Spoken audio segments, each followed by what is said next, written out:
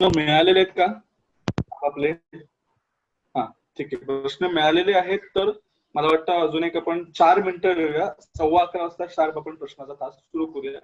4 मिनिटं घ्या तुम्ही प्रिपरेशन साठी. चांगल्या प्रश्नांची उत्तर तयार करा.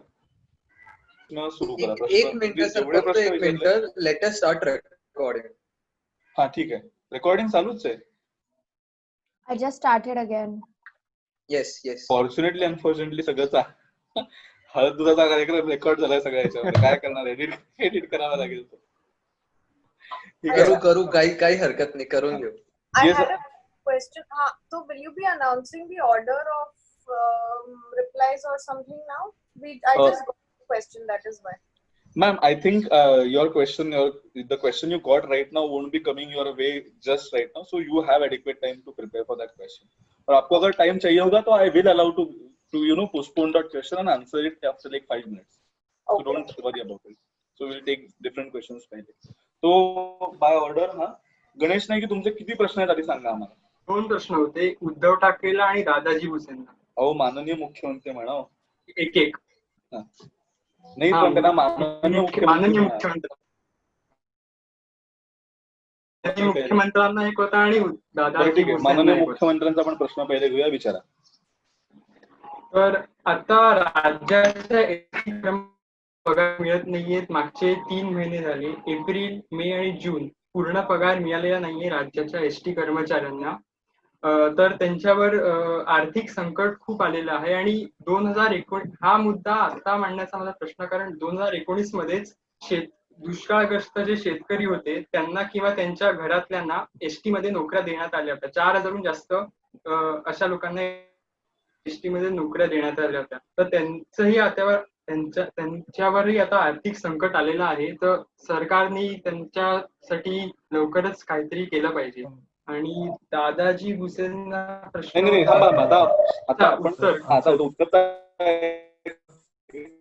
माननीय मुख्यमंत्री सर, पहला थोड़ा ट्रांसलेशन चाहिए रहेगा. ठीक है, ऐसा क्वेश्चन ऐसा पूछा गया है आपको कि एसटी के कर्मचारियों का अभी तक पगार नहीं हुआ है, उनकी आर्थिक स्थिति बहुत बिकट हो गई है और सरकार ने तभी तो प्रॉमिस ऐसा कि आप जो फार्मर्स है उनके फैमिली मेंबर्स को आप एसटी में 4,000 से भी ज्यादा भर्ती जो लेंगे उसमें आप नौकरियां देंगे. तो ये सबका क्यूमुलेटिव क्या हुआ? आपके पास बीएमसी भी है, तो मतलब एसटी बेस्ट और ST state transport, state transport, मैं दोनों का आप उत्तर दे सकते हैं क्यूमुलेटिव.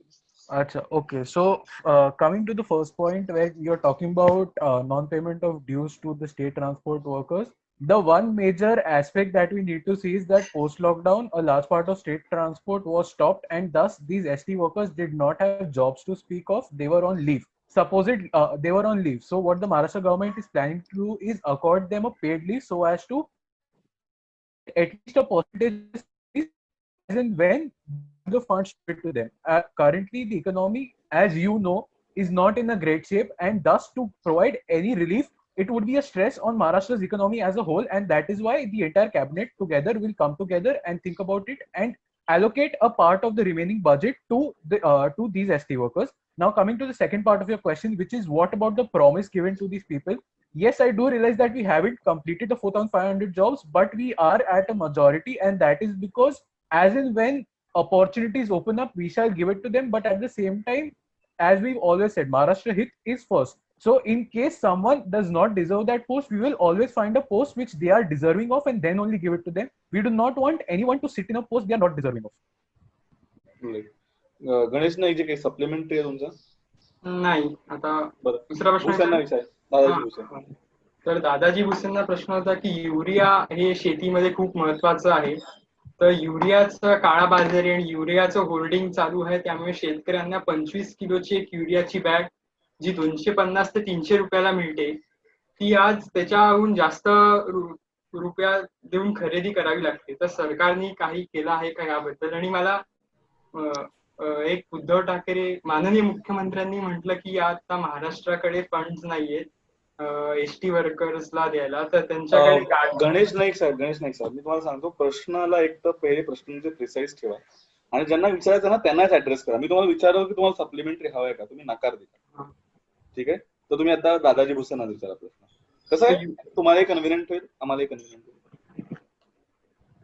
ठीक आहे. तर दादाजी भुसेंना प्रश्न होता युरियाच्या काळ्या बाजारीबद्दल आणि युरिया होल्डिंग बद्दल. कारण युरिया महत्वाचं असतं शेतीसाठी, आणि एक युरियाची बॅग जी 25 kgची एक बॅग जी 250 ते 300 रुपयाला मिळायची, तीच आता शेतकऱ्यांना जास्त पैसे देऊन घ्यावी लागते. तर ह्याबद्दल सरकारने काय केलं आहे? नमस्कार. नमस्कार. गणेश नाईक साहेबांनी जो प्रश्न विचारला त्याबद्दल, युरियाचा प्रश्न हा गंभीर प्रश्न झालाय सध्या महाराष्ट्रामध्ये. आम्ही केंद्र सरकारकडून 17 लाख टन युरियाची मागणी केली होती, पण त्यापैकी आम्हाला आतापर्यंत 15 लाख टन युरियाचा पुरवठा झालेला आहे. त्या पुरवठ्यापैकी जे लोक साठेबाजी करत आहेत त्यांच्यावरती तर गुन्हे दाखल होतच आहेत आता.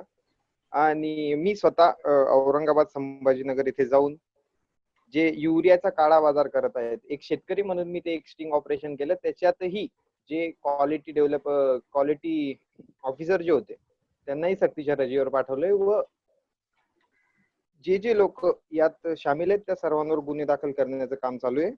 तसेच 5 लाख टन शेतकऱ्यांना आतापर्यंत रासायनिक खतं उपलब्ध करून दिलेत, व तसेच 2 ते 3 लाख क्विंटल बियाणे सुद्धा वितरित केलेले आहेत. गणेश नाईक, काही फॉलोअप आहे सप्लिमेंटरी? नाही. बरं, आपण पुढच्या प्रश्नांकडे जाऊया. पुढचा प्रश्न आहे, पुढचे प्रश्न करते आहेत मुक्ता टिळक. मुक्ता टिळक मॅडम.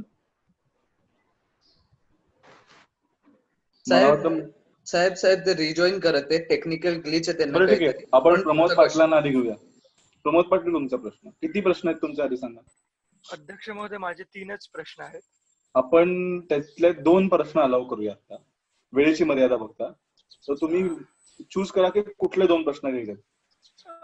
चालेल, मी 2च प्रश्न विचारेन. ठीक आहे, पहिला प्रश्न कोणाला विचारतो? माझा पहिला प्रश्न माननीय मुख्यमंत्री उद्धव बाळासाहेब ठाकरे यांना आहे. माझा प्रश्न असा आहे, आवाज येतोय ना व्यवस्थित? हो, एकदम खणखणीत.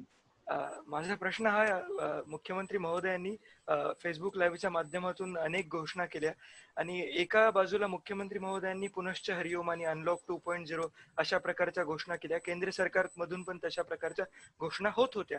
परंतु त्याच वेळी राज्य सरकारचे जे शासकीय अधिकारी आहेत, म्हणजे डिस्ट्रिक्ट मॅजिस्ट्रेट किंवा पोलीस कमिशनर्स, यांनी त्या जिल्ह्यांमध्ये एकदम कडक लॉकडाऊन लावला. त्यामुळे शेतकऱ्यांचंच नाही तर बाकी पण जनसमूहाचं एवढ्या प्रचंड प्रमाणात नुकसान झालं. एका ठिकाणी मुख्यमंत्री म्हणतात पुनश्च हरिओम, दुसऱ्या बाजूला खाली जिल्ह्यांमध्ये मात्र लॉकडाऊन आहे. तर ही ज्या प्रकारची परिस्थिती आहे, हा दुटप्पीपणा सरकारने थांबवायला हवा, आणि यावर त्यांचं काय स्पष्टीकरण आहे?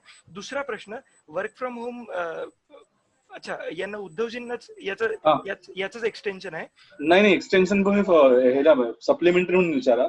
आपण सप्लिमेंटरी घेऊ ना. उद्धव माननीय मुख्यमंत्री उत्तर. मी ट्रान्सलेशन करून देऊ का? बरं. So the translation here is that you have been talking a lot about unlock from your Facebook lives and YouTube lives, but the ground reality remains that a lot of your district magistrates and collectors have been imposing a stricter lockdown than May and June in today's age. So this kind of contradicting claims and actions, between claims and actions, has been seen in your state. So what kind of governance and administrative measures are taking to curb this contradictions? Okay, so firstly, I don't think I can't call it a contradiction, because one, as Chief Minister, I have to look at Maharashtra as an encompassing state and not Maharashtra as a culmination of districts. But we still, in our exact guidelines, we've divided the state into districts where the unlocks are different. But again, as district magistrates and as police commissioners, they do have the right to impose a lockdown, because if they feel that the cases have been rising, they have the complete right to go against what I have given as guidelines and follow what they want to, because again, for them it is district that comes first, and for me it's Maharashtra that comes first. So when I initiated the unlock, for me it was improving Maharashtra's economy, improving Maharashtra's economic structure, and bringing Maharashtra back to the new normal, because the old normal does not exist anymore. Whereas when we look at a more minute/district level, what we need to understand is that the district collectors, the district magistrates the police commissioners, they do know what's happening, and that is why in certain areas, including Mumbai for that matter, there have been stricter lockdowns in their containment zones, be it M West Ward for that matter, and that is why some places it is required to have a stricter lockdown, but the other places I do not want to let them suffer, and in case they have lesser cases, it is better for me to open them up and open up the economy so that people have some people can start earning once again and the economy can be revived. अध्यक्ष महोदय, बरं. मला supplementary विचारावंच लागेल. विचारा. यांनी या ठिकाणी असं म्हटलंय की प्रशासकीय अधिकाऱ्यांना खाली ताकद दिलेली आहे, त्यांच्या हातात अधिकार आहेत. अध्यक्ष महोदय, मला एकच प्रश्न आहे, मुख्यमंत्री प्रशासकीय अधिकाऱ्यांच्या हाताखाली काम करतात की ते अधिकारी मुख्यमंत्र्यांच्या हाताखाली काम करतात? एका बाजूला त्यांनी लॉकडाऊनच्या घोषणा केल्या, वर्क फ्रॉम होम लोकांचं चालू असताना त्यांचं काम करण्याचा वेळ जवळपास 10 ते 5 किंवा 10 ते 6 असेल. त्याच वेळी लॉकडाऊनची वेळ सुद्धा तीच आहे, म्हणजे 6 नंतर दुकानं बंद होणार आहेत आणि 6 पर्यंत लोक घरी काम करत असणार आहेत. तर या ठिकाणी ही सगळी जी एनामोली आहे, तर हा दुटप्पीपणा हे सरकार कसं, आणि हे पाप सरकार कुठे भरेल? बरं. So the Chief Minister, the question, the supplementary says that does the Chief Minister commands the administrative system, or the administrative system commands the Chief Minister? Because the work from home culture right now, which has been imposed by private companies, is from 10 to 6, and the lockdown or the unlock of every non-containment zone is also from 9 to 5. So essentially, there is no time gap for people who are working from home to go outside and buy their groceries and stuff like that. So these administrative mechanism, which has kind of, his allegation is that the administrative mechanism has completely taken over your administrative powers. And second would be what to do about these problems which the people who work from home face.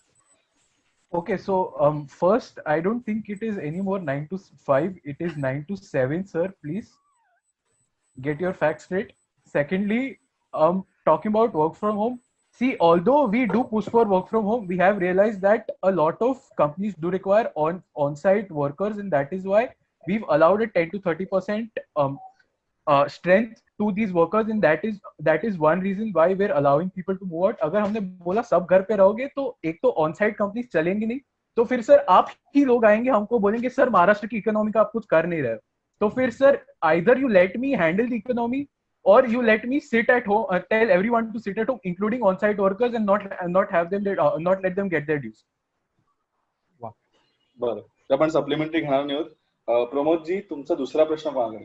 जी, माझा दुसरा प्रश्न हा आरोग्य मंत्र्यांना होता, पण ते नसल्यामुळे मी वर्षाताई गायकवाड यांना प्रश्न विचारणार आहे. प्रश्न हा आहे की महाराष्ट्रात धारावी सारखे एकमेव तर झोपडपट्टी नसून अनेक झोपडपट्ट्या आहेत. त्यामध्ये पुणे, औरंगाबाद, नाशिक या शहरांमध्ये देखील मोठमोठ्या झोपडपट्ट्या तयार झालेल्या आहेत. तर त्या ठिकाणी ज्या हिशोबाने कोरोनाचा संसर्ग आम्ही विचारात घेतला होता, त्या प्रकारे तो झालेला नाहीये. म्हणजे सार्वजनिक शौचालय आणि बाथरूम्स असताना तिथे जसा तो होऊ शकला असता तसा तो झाला नाही. याचा अर्थ लोकांची इम्युनिटी ही त्या विषाणूपेक्षा स्ट्रॉंग झालेली आहे.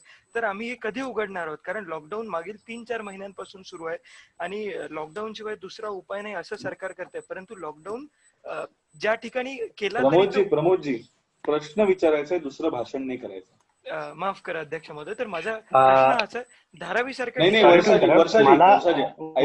वर्षाजींना प्रश्न कळलेला आहे, मला प्रश्न कळलेला आहे. आपण मला कळलेलं नाही, माझ्या थ्रू गेला पाहिजे ना प्रश्न.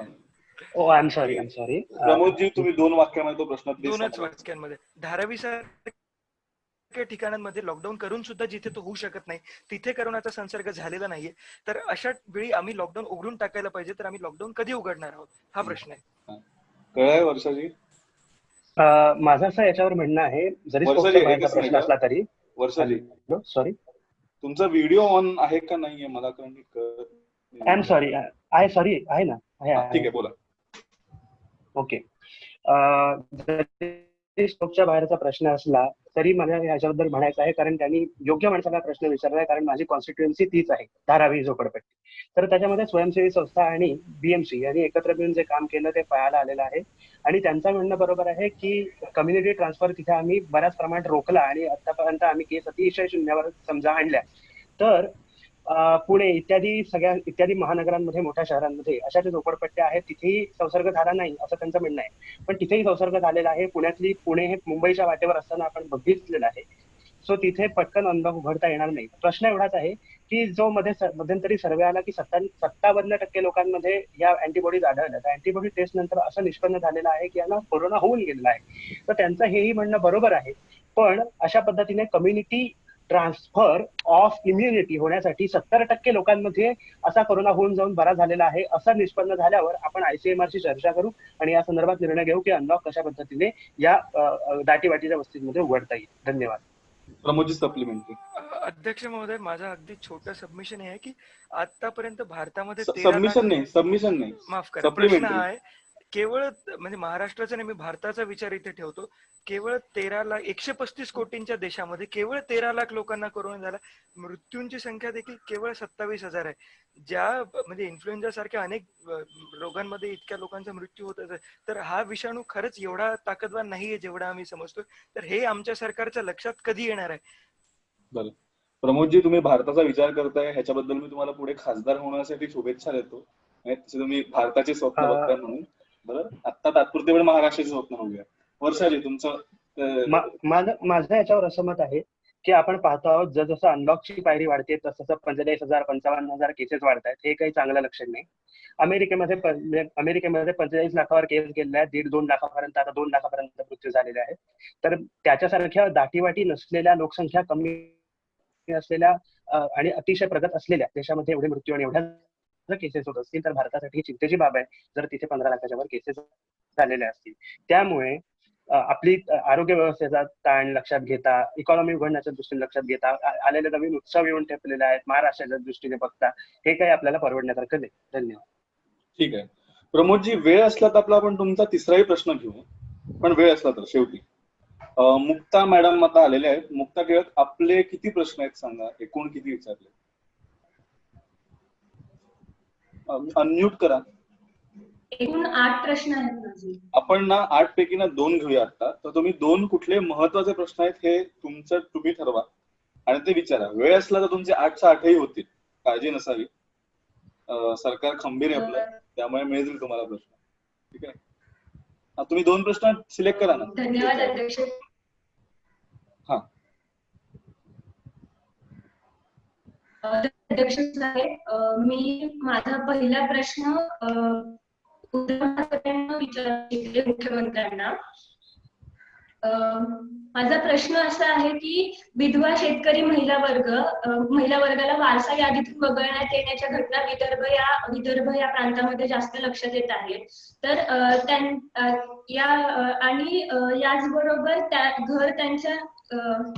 याचबरोबर मुक्ता मॅडम, मी तुमचा व्हिडिओ ऑफ केलाय की तुमच्या ऑडिओला जास्तीत जास्त बँडविड्थ मिळावी म्हणून मी तुमचा व्हिडिओ ऑफ केलाय. तुम्ही व्हिडिओ ऑफ करून प्रश्न विचारा, म्हणजे तुम्हाला तुमचा प्रश्न तरी आम्हाला ऐकू येईल. पुन्हा एकदा विचारू का मी? Please please please. माझा प्रश्न असा आहे की विदर्भ यासारख्या थोड्याशा मागासवर्ग प्रांतात तुलनेत पश्चिम महाराष्ट्राच्या तुलनेत विदर्भ थोडा मागासवर्गीय आहे. तर या ठिकाणी महिला शेतकरी ज्या आहेत, महिला विधवा शेतकरी आहेत, त्यांच्याकडे त्यांच्या नवऱ्याचे निधन झाल्यानंतर, त्यांच्या पतीचे निधन झाल्यानंतर त्यांना त्यांच्या वारसा हक्क यादीतून वगळण्यात येण्याच्या घटना लक्षात आल्या. त्याचबरोबर त्यांच्या नावी घर घराची जागा त्यांच्या नावी नसल्यामुळे प्रधानमंत्री आवास योजनेचाही लाभ त्यांना घेता येत नाहीये. तर उद्धव ठाकरेंना माझा प्रश्न आहे की यासाठी लवकरात लवकर त्यांची नोंद करता यावी, त्या जागेची नोंद त्यांच्या नावे करता यावी, यासाठी सरकार काय तरतूद करेल? Uddhav, CM, I will translate the question. So, Vidarbha is one of the regions where the widows of farmers who have committed suicide, their names from the Satbara, as we call the land record, and other records of housing and their rights has been purposely or by mistakenly deleted, and that has caused a lot of chaos when it comes to their day-to-day functioning and livelihood. So what is the government doing about this, and how will the government restore these kinds of mistakes, purposely or not purposely? I think firstly we need to hold the people who are responsible for these, the Satbara, as you said it, responsible for these lapses in judgment, as we can call them. So that is one. Secondly, I would also delegate one of my ministers to go personally and check into that region and see as to these widowed women getting their land rights back, because I feel that is a lapse in one of our in our legal system if we do not do that. And thus I feel that if unless and until as a chief minister, if I do not do that, it would be a personal failure. I would consider it to be a personal failure. And I would like to thank Mukta Tilak for bringing this to my notice, and I would be expediting the process for the same. All right. Mukta ma'am, तुमचा दुसरा प्रश्न. माझा दुसरा प्रश्न बाळासाहेब थोरात यांना आहे. 2018 मध्ये असं थोडस लक्षात आलं की बोगस शिधापत्रिका आणि अवैध अन्नधान्य साठा करून सार्वजनिक अन्नधान्य वितरण प्रणाली सारख्या योजनेचा गैरफायदा आपल्या महाराष्ट्रात घेतला जात आहे. फक्त अन्नधान्य वाटप करणाऱ्या संबंधित अधिकाऱ्यांकडूनच नाही, तर जे गरीब लोक आहेत, दारिद्र्य रेषेखालील लोक आहेत, त्यांच्याकडूनही याचा गैरफायदा घेतला जात आहे. म्हणजे दारिद्र्य रेषेखाली चुकीचं दाखवून त्यांचा फायदा घेतला जात आहे. तर या सगळ्या गोष्टीला आळा घालण्यासाठी बाळासाहेब थोरात यावर काय उपाययोजना करू शकतात?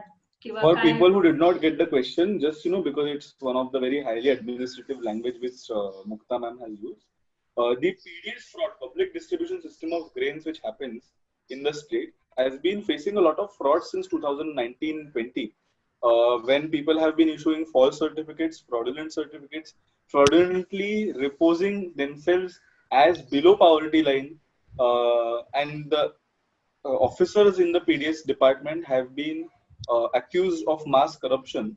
So what will Balasaheb Thorat and will Balasaheb Thorat take action on this? अध्यक्ष महोदय, फर्स्ट थिंग, मला हा क्वेश्चन आधी आलाच नव्हता.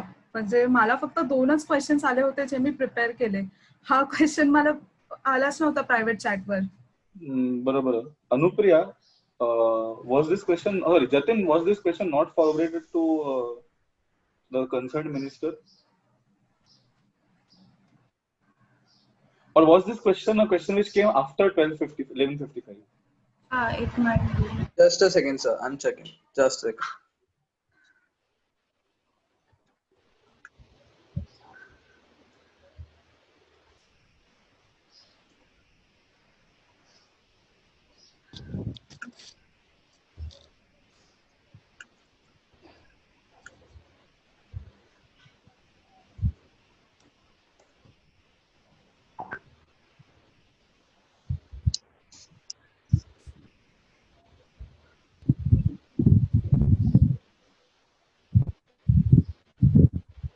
What is the issue?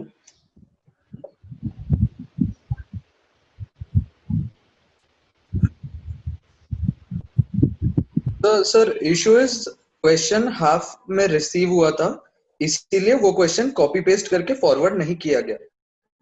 अच्छा, ठीक आहे. मुक्ता मॅम, तुम्हाला अजून कुठला प्रश्न कोणाला विचारायचा असेल तुम्ही अलाउ करतोय रेकॉर्डवर. धन्यवाद सर. मला दुसरा प्रश्न जयंत पाटलांना विचारायचा आहे.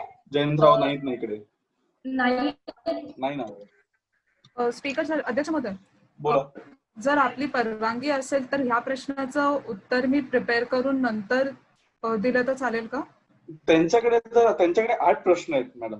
हा, बरोबर आहे. तर त्यांच्या 8 प्रश्नांपैकी जर कुठला घेता येत असेल तर आपण घेऊ ना. ओके, ठीक आहे. आणि मी सांगतो ना, 8 प्रश्नांपैकी हाही प्रश्न, एक काम करा, तुम्ही जी तयारी करून ठेवा, वेळ असेल तर आपण नक्की तुम्हाला उत्तर द्यायची संधी देऊ. ठीक आहे. बरं. मुक्ता मॅम नाही आहेत. जयंतराव, अजून कोणाला प्रश्न विचारलाय तुम्ही? मग मी हाच प्रश्न उद्धव ठाकरेंना विचारू शकते? त्यांना तुम्ही पाठवलायत का प्रश्न? तो ऍक्च्युअली मी अनुप्रिया मॅमला पाठवलेलं नाहीये, कारण की ते जयंत पाटीलांना होता ना, म्हणून त्यांना नाही पाठवलं. सांगा मुक्ता मॅम, तुमचा असा कुठला प्रश्न आहे की ज्या इथल्या उपस्थित कोणाला प्रश्न तुम्ही केलेला आहे? असा कुठले प्रश्न आहेत का तुमचे? एक प्रश्न आहे माझा उद्धव ठाकरेंना, जो पाठवला असेल कदाचित. कदाचित नको आहे, खरंच पाठवला. मी यादी पाठवली होती. मी यादी तर पाठवली होती प्रश्नांची, त्यात उद्धव ठाकरेंना हा प्रश्न आहे. Jatin, is there a question forward to the Uddhav Thackeray from Mukta here? Have you received one, Uddhav Thackeray? I have received 2 questions from Mukta Tilak. Yeah, I see those. All right. Mukta madam, तुम्ही उद्धव ठाकरेंना विचारा प्रश्न. कुठला विचार? उद्धव ठाकरे साहेब 1980च्या दशकानंतर सरकारी धोरणांचा कृषी क्षेत्राकडचा कल थोडा औद्योगिकरणाकडे शिफ्ट झाला. तर त्यामुळे काय झालंय, परिणामी त्याचे जे नॅशनल जीडीपी मध्ये याचा जो कृषी क्षेत्राचा जो वाटा होता तो कमी होत चाललाय आणि त्यामुळे त्याचं अनुदान सरकारकडून कृषी क्षेत्राला मिळणारं अनुदानही कदाचित यामुळेच कमी झालंय. तर ते अनुदान परत पूर्व स्थितीवर आणण्यासाठी तुम्ही काय उपाययोजना कराल? All right. So the question here is that after 1990 and the LPG policy, the attention of the government has shifted from agricultural sector to industrial and IT sector, which has in turn resulted into less not donations but less relief packages, relatively less relief packages to this sector also. So what would be the steps of this government to revamp this sector and bring back the attention which was pre-1990 to this sector?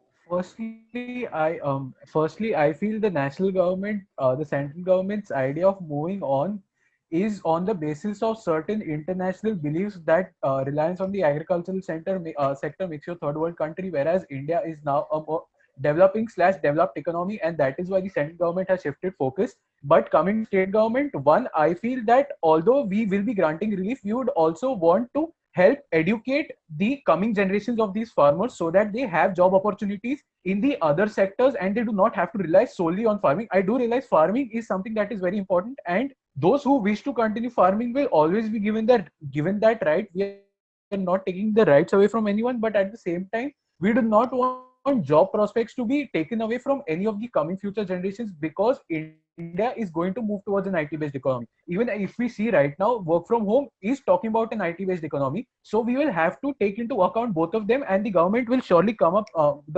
From my end, I promise that the government will surely come up with a plan wherein, although agricultural relief is provided, but we also take into account the future needs of these agricultural workers.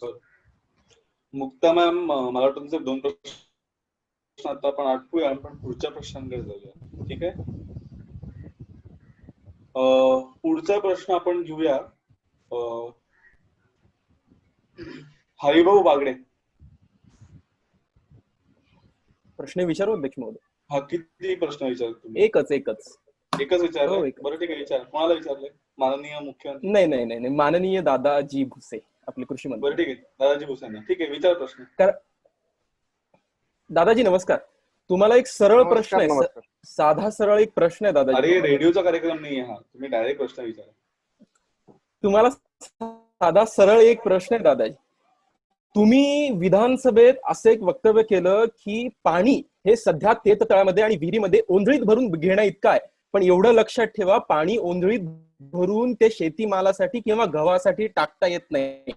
त्यासाठी transfer लागतात आणि ते transfer तुम्हाला वीज देतं, आणि त्या ट्रान्सफरच्या विजेची सध्या ट्रान्सफर जळण्याचे प्रकार खूप मोठ्या प्रमाणात होत आहेत. आणि तुमच्याच मतदारसंघातलं मी सांगतो, तिथून शेतकऱ्यांची अशी तरतूद आहे की 25,000 रुपये ते ट्रान्सफर स्वतः जळून ते ट्रान्सफरसाठी खर्च करतात, नवीन ट्रान्सफर लावून देतात, पण कोणतीही तरतूद त्यांना एमएडीसी करून मिळत नाहीये. अधिकाऱ्यांची कोणतीही तरतूद त्यामुळे मिळत नाही. त्यामुळे जर गव्हाचं पीक घ्यायचं असेल तर ओंजळीतून पाणी टाकता येत नाही. त्यासाठी शेती पंपाची आवश्यकता असते आणि त्यासाठी लागतो वीज आणि त्यासाठी लागतं ट्रान्सफर. तर ते जळू नये आणि त्यासाठी अनुदान मिळण्यासाठी तुम्ही काय करताय सध्या? हा, मी तुमच्या प्रश्नाशी सहमत आहे हरिभाऊ बागडे साहेब. Excuse me, can the question be translated, please? Or yes. So basically, the question here is that the water which he referenced a sentence, Haribhav Bagde referred a sentence where he has said that you can the water remaining in the farms is not even as full as to come into the both of the hands. ओंजळी बोलते Marathi. And but to transfer this water to the farmer's farm, you need electricity. And if I am not wrong, Haribhav Bagde, the issue of transformers, na? The issue of burning transformers or overloading of transformers because of which they fail has been going around a lot since the lockdown process has been started. So what is their take on this particular? Dadaji Bhuse. नमस्कार. या प्रश्नाशी मी पूर्णतः सहमत आहे. आणि याबद्दल मला ज्या तक्रारी प्राप्त झाल्या होत्या शेतकऱ्यांकडून, म्हणजे माझ्या मालेगाव तालुक्यात सुद्धा, तर त्याबद्दल माननीय ऊर्जा मंत्री नितीन राऊत साहेबांशी मी तो पाठपुरावा केलेलाच आहे. तसेच तालुक्यातील आमचे जे वीज पुरवठा अधिकारी आहेत त्यांच्याशी आम्ही सतत कॉन्टॅक्ट मध्ये असून त्यांना या ट्रान्सफॉर्मर जे जडत आहेत त्याबद्दल आम्ही योग्य प्रकारे कार्यवाही करत आहोत. ठीक आहे, एवढंच. नाही, ते फक्त निवेदन आणि आश्वासन देत आहेत. सभेमध्ये तुम्ही आश्वासन कसं देऊ शकता? नाही, काहीतरी आकडेवारी हरिभाऊ तुमच्याकडून बघा, यायलाच हरिभाऊ हवी बघा, एकच मिनिट. दादाजी, तुमचं उत्तर संपलं? तुमचं पहिल्या प्रश्नाचं उत्तर संपलं? माझा आवाज ऐकू येतो ना सगळ्यांना? हो साहेब. हा दादाजी, तुमचा प्रश्न, पहिल्या प्रश्नाचं उत्तर संपलं असेल तर मी सप्लिमेंटरी अलाव करतो. हो. हा ठीक आहे, सप्लिमेंटरी. आश्वासनं तुम्ही देऊ शकतात, पण आकडेवारी द्या, कारण हा फक्त 1-2 महिन्याचा काळ नाही आहे. हा चालू आहे फेब्रुवारी पासून पण चालू आहे का? तुम्ही 6 महिन्यापर्यंत फक्त तुम्ही अधिकाऱ्यांना सांगताय आणि अहवाल मागवताय, त्याच्यावर तुमची आकडेवारी काहीच प्रस्तुत नाही करू शकत. एक वेळेस तुम्ही शेतकऱ्यांना तुमच्या मतदारसंघातील हे सांगू शकता, पण सदनामध्ये आकडेवारी शिवाय पर्याय नाही. त्यामुळे आम्हाला सध्या आकडेवारी द्या आणि निघालेली तरतूद सांगा. ठीक आहे. दादाजी, तुम्हाला रिस्पॉन्ड करायचं का? अध्यक्ष महोदय, या प्रश्नाबद्दल मला थोडा वेळ मिळावा, मी आकडेवारी थोड्या वेळात प्रस्तुत करतो. दादाजी, तुम्ही कोणीही, मी मंत्र्यांनाही सांगतोय, मंत्र्यांना जर कुठल्याही प्रकारचे अहवाल किंवा निवेदन सदनाच्या पटलावरती ठेवायचं असेल तर त्याची एक जरा मला प्रायव्हेट चॅटवरती पूर्व परवानगी घ्या आणि तुम्हाला मी तो सदनाच्या पटलावरती प्रस्ताव ठेवायची मी परवानगी देईन. In other words, if you have to refer any record or any kind of report to the house, ask my permission on private chat on Zoom, and I'll allow you to, for evidence, okay, for evidence on record, I will allow you to submit that kind of record on the house for all the ministers, okay. Any kind of referred document you have to submit it later, you can always upload it. All right. So that being said, Shivendraraje Bhosale, तुमचे प्रश्न घ्यायचे होता. शिवेंद्रराजे आहेत? शिवेंद्रराजे, आवाज थोडा फारच कमी येतोय, असा खणखणीत. आता येतोय. शिवेंद्रराजे, किती प्रश्न आहेत?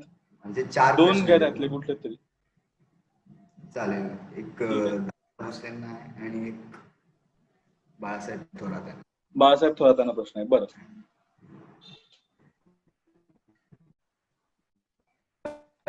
मी दादा भुसेंना विचारतो प्रश्न. शिवेंद्रराजे, तुम्ही ठरवा की तुम्हाला कोणाला विचारायचा प्रश्न. दादाजी भुसेंना पहिला दादाजी भुसेंना विचारा. दादाजी. नमस्कार. दादाजी भुसे, कृषी मंत्री. NCRB ही एक आपली national crime report bureau Indian government agency आहे. त्यांच्या मते एका अहवालानुसार महाराष्ट्रात 3,337 शेतकरी आत्महत्या झाल्या, पण राज्य सरकारच्या मते 860च आत्महत्या झाल्या. तर या आकड्यामध्ये एवढी तफावत कशी आणि राज्य सरकार शेतकरी आत्महत्यांचे आकडे का लपवत आहे? मला थोडासा इकडे क्लॅरिफिकेशन हवंय अध्यक्ष म्हणून. हे आकडे कुठल्या वर्षांचे आहेत? 2011 सालचे. 2011 सालचे. 2018चं सरकार आता आहे का शिवेंद्रराजे? मग ते कसे उत्तर देणार त्याला? 2019 आता सरकार स्थापन झालं, बरोबर, म्हणजे अहवाल त्याच्या आधीच असणार आहे. ठीक आहे. तर आपण अजून तुमचे 2 प्रश्न, तुम्ही अजून कोणाला विचारता? 3 प्रश्न उरले ना तुमच्याकडे, विचारा. बाळासाहेब थोरातांना विचारायचा होता, विचार. अजून एक दादाजी भुसेनाच आहे, त्यांना एक विचारतो. ठीक आहे. तर यवतमाळ जिल्ह्यामध्ये शेतकरी कीटकनाशकांमुळे कीटकनाशकांची विक्री करताना राज्य सरकार कोणती काळजी घेत आहे की वेळोवेळी जे कृषी अधिकारी कीटकनाशकासंबंधी माहिती शेतकऱ्यांपर्यंत पोहोचवायला हवी ती ते पोहोचवत आहेत का? याबद्दल सरकारमधील कृषी मंत्री म्हणून आपण कोणती सुविधा केलेली आहे?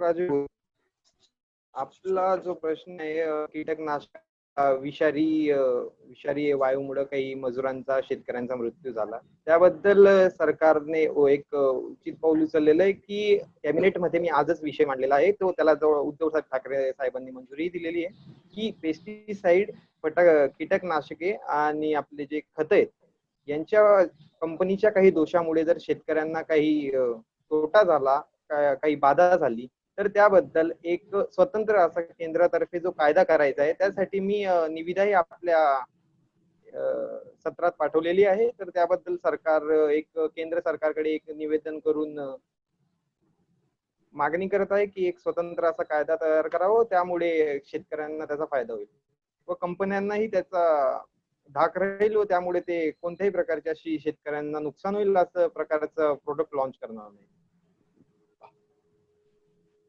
सप्लिमेंटरी आहे काही?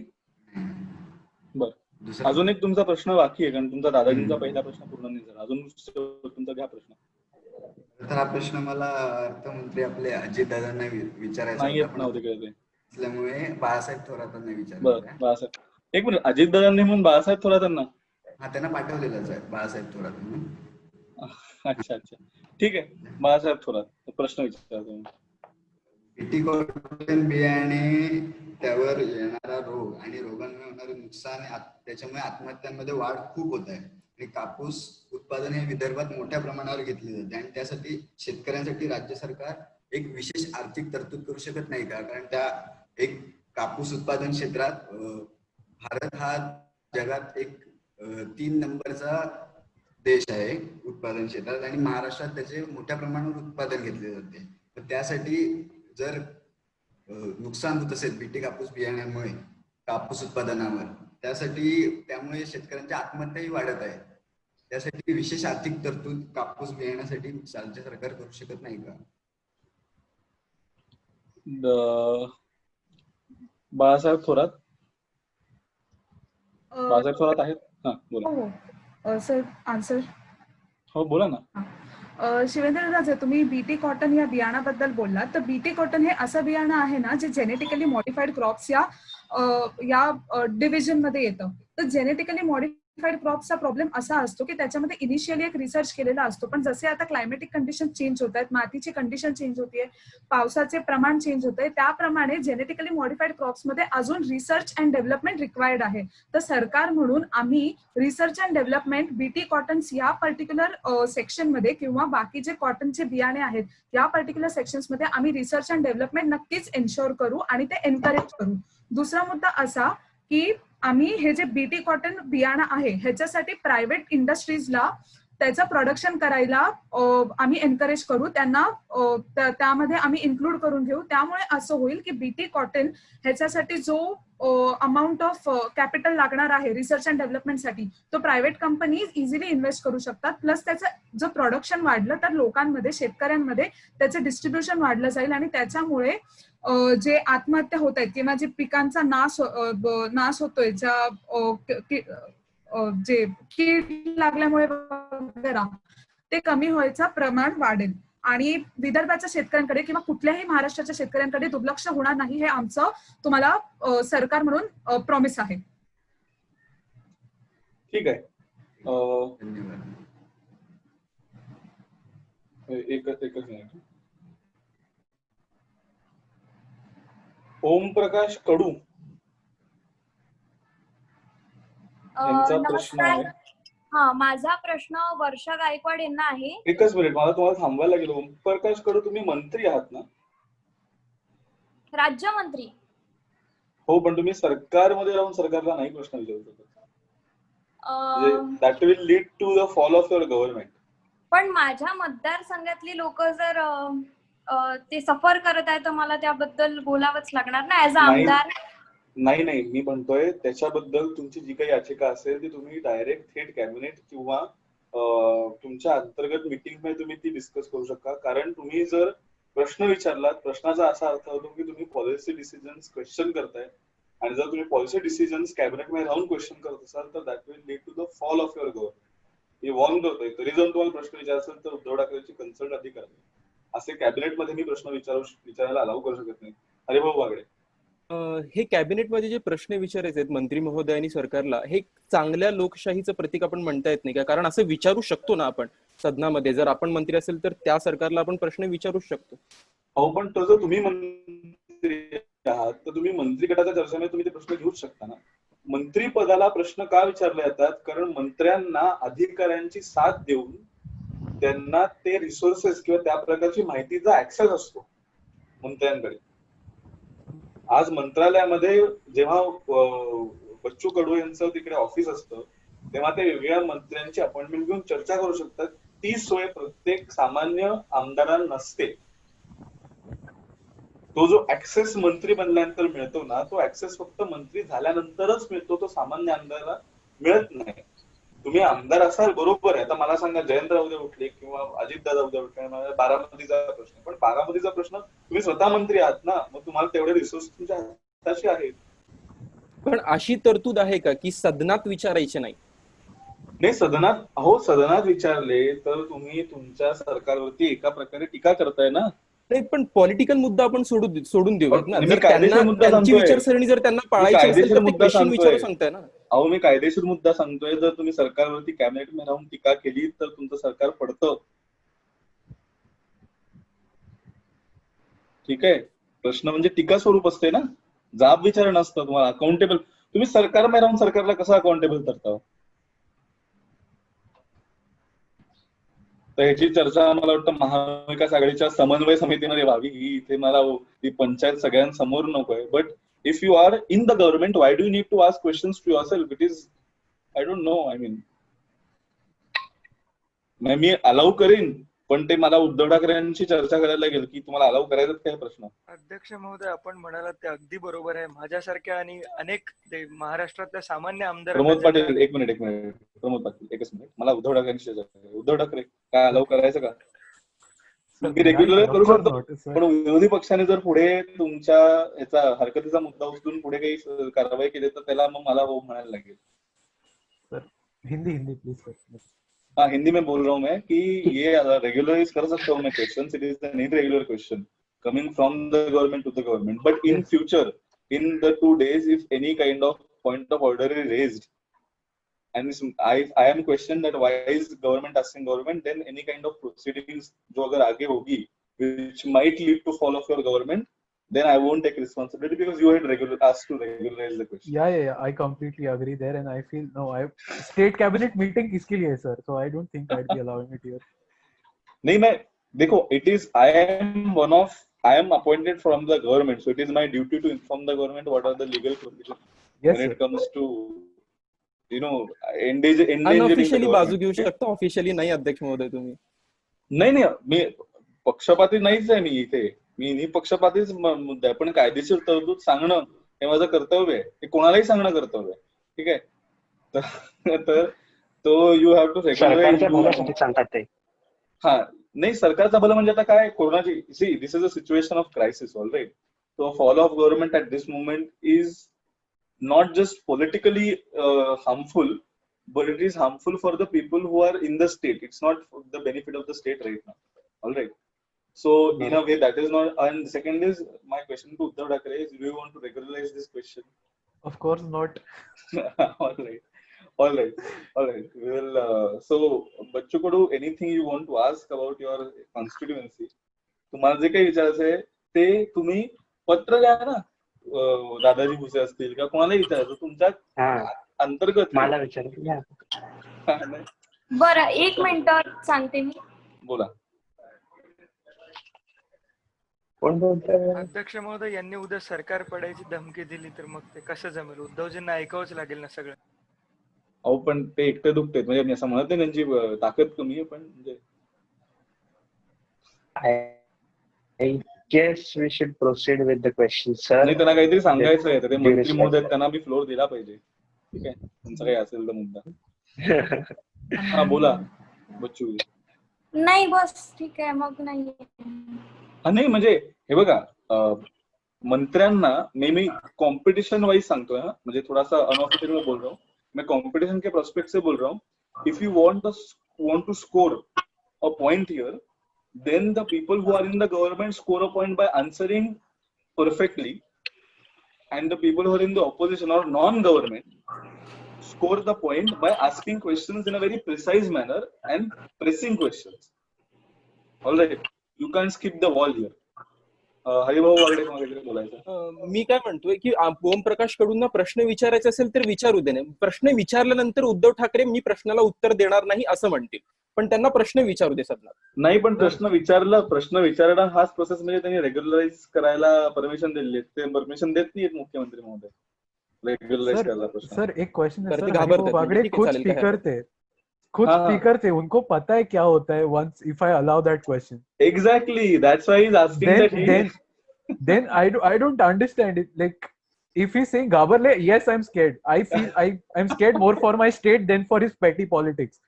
I'm not going to let another Rajasthan happen here. I'm sorry. Yeah, fair enough. Fear is impending then. नहीं सर हॉर्स ट्रेडिंग करना है तो सर फिर आपका भी डर रहना चाहिए. नहीं, देखो हॉर्स ट्रेडिंग तो मैं होने देने वाला हूँ. Defection is in all it's pride active here. So defection का मुद्दा है इधर, तो प्रॉब्लेम नहीं. दूसरा एक चीज ऐसा है की हरिभाऊ बागडे जर मुख्यमंत्र्यांनी सदनाचे अध्यक्ष सदनाचे नेते म्हणून जर त्यांनी रेग्युलराइज करायला मान्यता दिली नाहीये तर मी नाही मान्यता देऊ शकत. ठीक आहे. So proceed with next question. I think we have done with the question hour. It's 12 already. तर स्क्रीन शेअर करतो. अध्यक्ष महोदय, पण इथे असा प्रॉब्लेम होतो ना, म्हणजे माझ्याकडे प्रश्न आला नाहीये, पण मी विचारला सुद्धा नाहीये. तर मग मला विचारायचा असला तर आता मी त्यांना प्रश्न पाठवला नव्हता. जर मला दादा भुसे यांना प्रश्न विचारायचा असेल तर हे बघा, तुम्ही स्वपक्षीय आमदाराला सजेस्ट करताना हा प्रश्न वाटतो. नाही, पण माझ्याकडे प्रश्न आला नाही असं मी म्हणते. हे बघा, मी तेच सांगतो ना, मी मला एक कॉम्प्लिमेंट देतो. तुम्ही तुमचं काम एवढं चोख केलेलं आहे की तुमच्यावरती प्रश्न उघडायची कोणाला वेळ चालेल नाही. ठीक आहे का? तुम्ही असं समजा आणि आता पुरतं तुम्ही त्याच्यावरती आपण म्हणतो ना कुठल्याही प्रकारची चर्चा नको. ठीक आहे. But what if we got a झाकले मूठ 1.25 लाखाचे to answer it? Like it was not asked in the session. See, if a question has been asked and it was not allowed due to limitations of time, so we would consider, we would give equal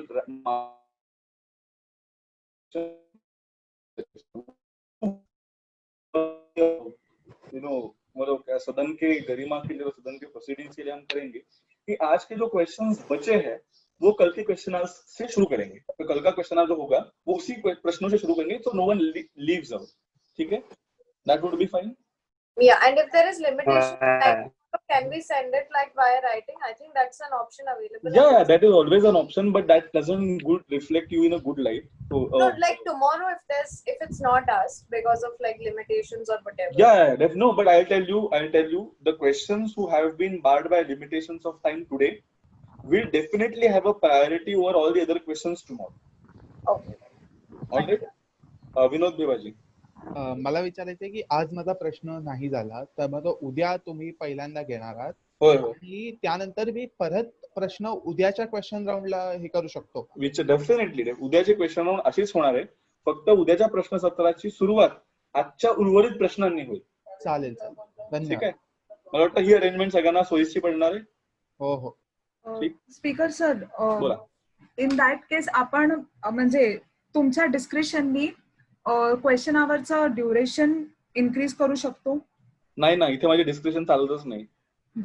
कॉन्स्टिट्यूशननी G rules of procedure, हे बघा, rules of procedures मध्ये description जे दिलेलं आहे ते पण mention केलेलं आहे की पुढे डिस्क्रिप्शन आहे.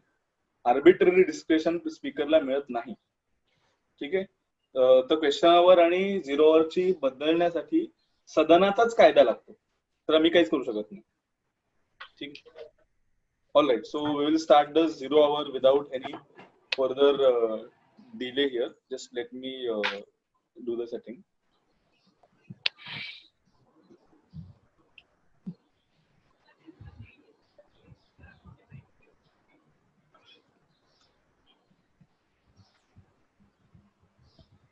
तर आता 0 तासासाठी आपल्याला जर आपलं नाव घ्यायचं असेल, नोंदणी करायचं असेल तर ते चॅट बॉक्स मध्ये टाकत जा, आपण रोलिंग घेत जाऊया.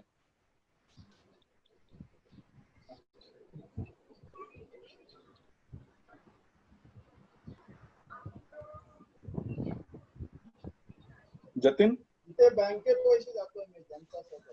Jatin, I'm recognizing, sir. I'm making a list. हाँ, तो वो रिकॉग्नाइज कर low. We will wait for 2 minutes सबको टाइप करने के लिए and then we will proceed. ठीक है? Yes, sure. In the 0 hour, I just have a question. In the 0 hour, like, can we give speeches repeatedly? Like, if we've already spoken once, like, हम लोग repeat कर सकते हैं? Yes, ma'am. It's a rolling list. You can always, after your speech, add your name back. It's in your words, ma'am. It's just like a GSL.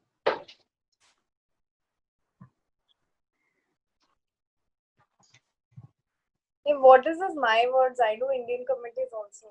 No. In your words, in the sense that people who do MUNs, not everyone here does MUNs very frequently. That's why. In unofficial capacity.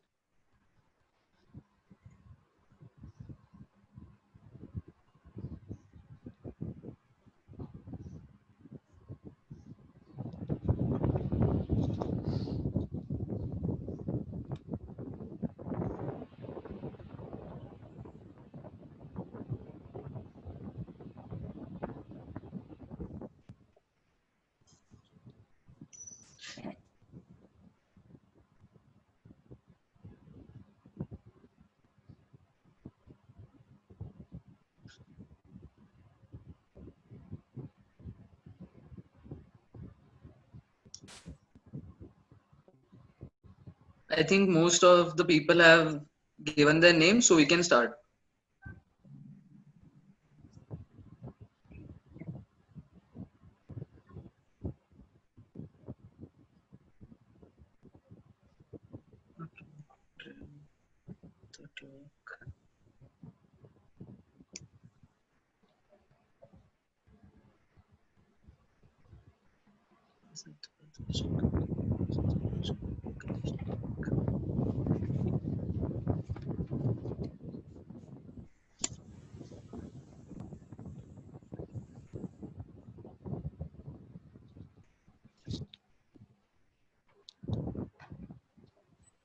अध्यक्ष महोदय, जर यादी बनलेली असेल तर माननीय सदस्यांनी सुरू करायला हवं. पाटील साहेब, तुमचा आवाज खूप कमी येते, मला काय ऐकू नाही आलं. Jatin, has the list been made? I think we'll start with we'll take the 5-10 names in the list first and we can start, na?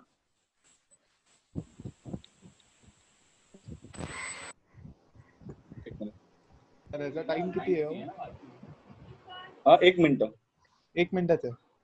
कारण तुमचे स्पीचेस ते डायनामिक झाले पाहिजे एकदम. चालेल. आणि मेक शुअर की 0 hour मध्ये जर कोणी ग्रीव्हियन्सच एक घेतला, एक जर प्रॉब्लेम कोणी डिस्कस करायला सुरू केला तर तोच जोपर्यंत तुमचं व्यवस्थित समाधान होत नाही किंवा तुम्हाला काही बदलावं वाटत नाही तोपर्यंत तुम्ही त्याच विषयावरती डिस्कस करा. म्हणजे असे नॉन कनेक्टेड स्पीचेस नको, एंगेजिंग स्पीचेस पाहिजे.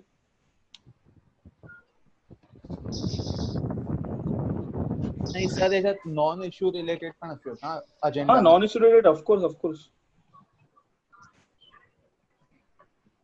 I mean, that is very much appreciated. त्याच्यासाठीच तर 0 hour असतो.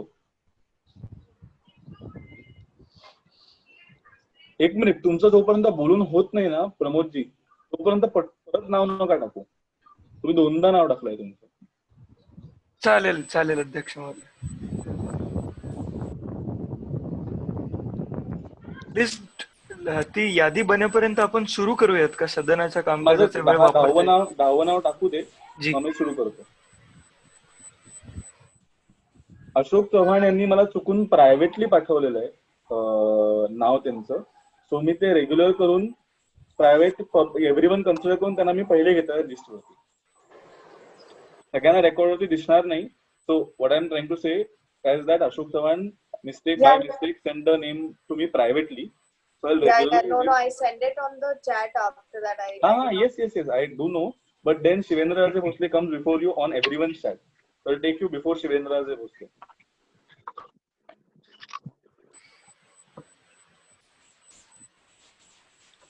All right. So I think we have the excuse list. मी मी पण वर्षा गायकवाड माझं नाव पाठवलं. मी आता हो ते amend माहिती केलंय. ते. सो मी ते रेग्युलराइज Extremely केलंय मी.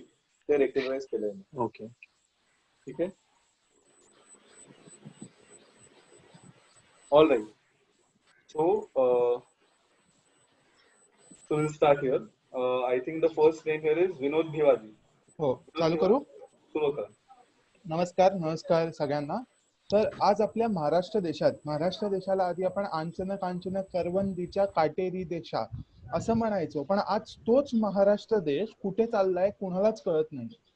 कोविड-19च्या केसेस महाराष्ट्रात वाढतच चालल्यात आणि आजचं आपलं जे सरकार आहे, सरकार सुद्धा फार काही या गोष्टीबाबत करतच नाहीये. आणि आपले जे माननीय पंतप्रधान आहेत नरेंद्र मोदीजी सुद्धा दर 15 दिवसांनी येऊन कुठची वेगळी गोष्ट वाजवायला किंवा मग दिवे लावायला सांगतायत. जर हे आपल्या देशात होत असेल तर मला नक्कीच वाटत नाही कधी कोरोना कमी होईल. जर कोरोना आपल्याला कमी करायचा असेल तर आपल्याला नक्कीच सिस्टमॅटिक लॉकडाऊन्सनी सुरुवात केली पाहिजे. ह्या सगळ्या गोष्टी केल्या पाहिजेत. पण आजच्या सरकारला हे महत्वाचं नसून राम मंदिर कधी बांधायचं हे जास्त महत्वाचं झालंय. आज आपलं जे आपण म्हणतो सेक्युलर फॅब्रिक आहे आपल्या देशाचं, ते फॅब्रिक कुठेतरी तुटत चाललंय. मी म्हणतो कुठचीही पॉलिसी असून दे, CA असून दे, NRC असू दे, या सगळ्या गोष्टींबाबत सुद्धा आपण बोललंच पाहिजे, कारण की या महत्वाच्या आहेत. आता कोविड आलंय म्हणून कदाचित आपण ह्याच्यावरनं आपलं लक्ष थोडंसं हे झालं असेल, पण खूप महत्वाच्या गोष्टी आहेत या. आणि त्यानंतर एक खूप महत्वाची गोष्ट म्हणजे शेतकऱ्यांची गोष्ट. आजपर्यंत काँग्रेस सरकार असून दे किंवा BJP सरकार असून दे, कुठच्याही सरकारने शेतकऱ्यांसाठी पॉलिसी अशी बनवली गेली नाही. कुठच्याही सरकारमध्ये मला असं वाटत नाही की शेतकऱ्यांसाठी एक चांगलं सेशन झालं असेल, ते आज आपण सेशन करतोय. आज स्वामीनाथन कमिशन येऊन बरीच वर्ष झाली, तरी स्वामीनाथन कमिशनच्या गोष्टी अजून पूर्णच केलेल्या नाहीये. आणि त्यानंतर एक मिनिट, काय हे आहे का? बहुतेक अध्यक्ष महोदय म्हणतात आपला वेळ संपलाय, त्यांचा आवाज येत नाहीये. हो, मला आवाज आला नाही म्हणून. अध्यक्ष आपला आवाज येत नाहीये. आवाज येत नाहीये. म्यूट नाही येत आपण, पण आपला आवाज येत नाही.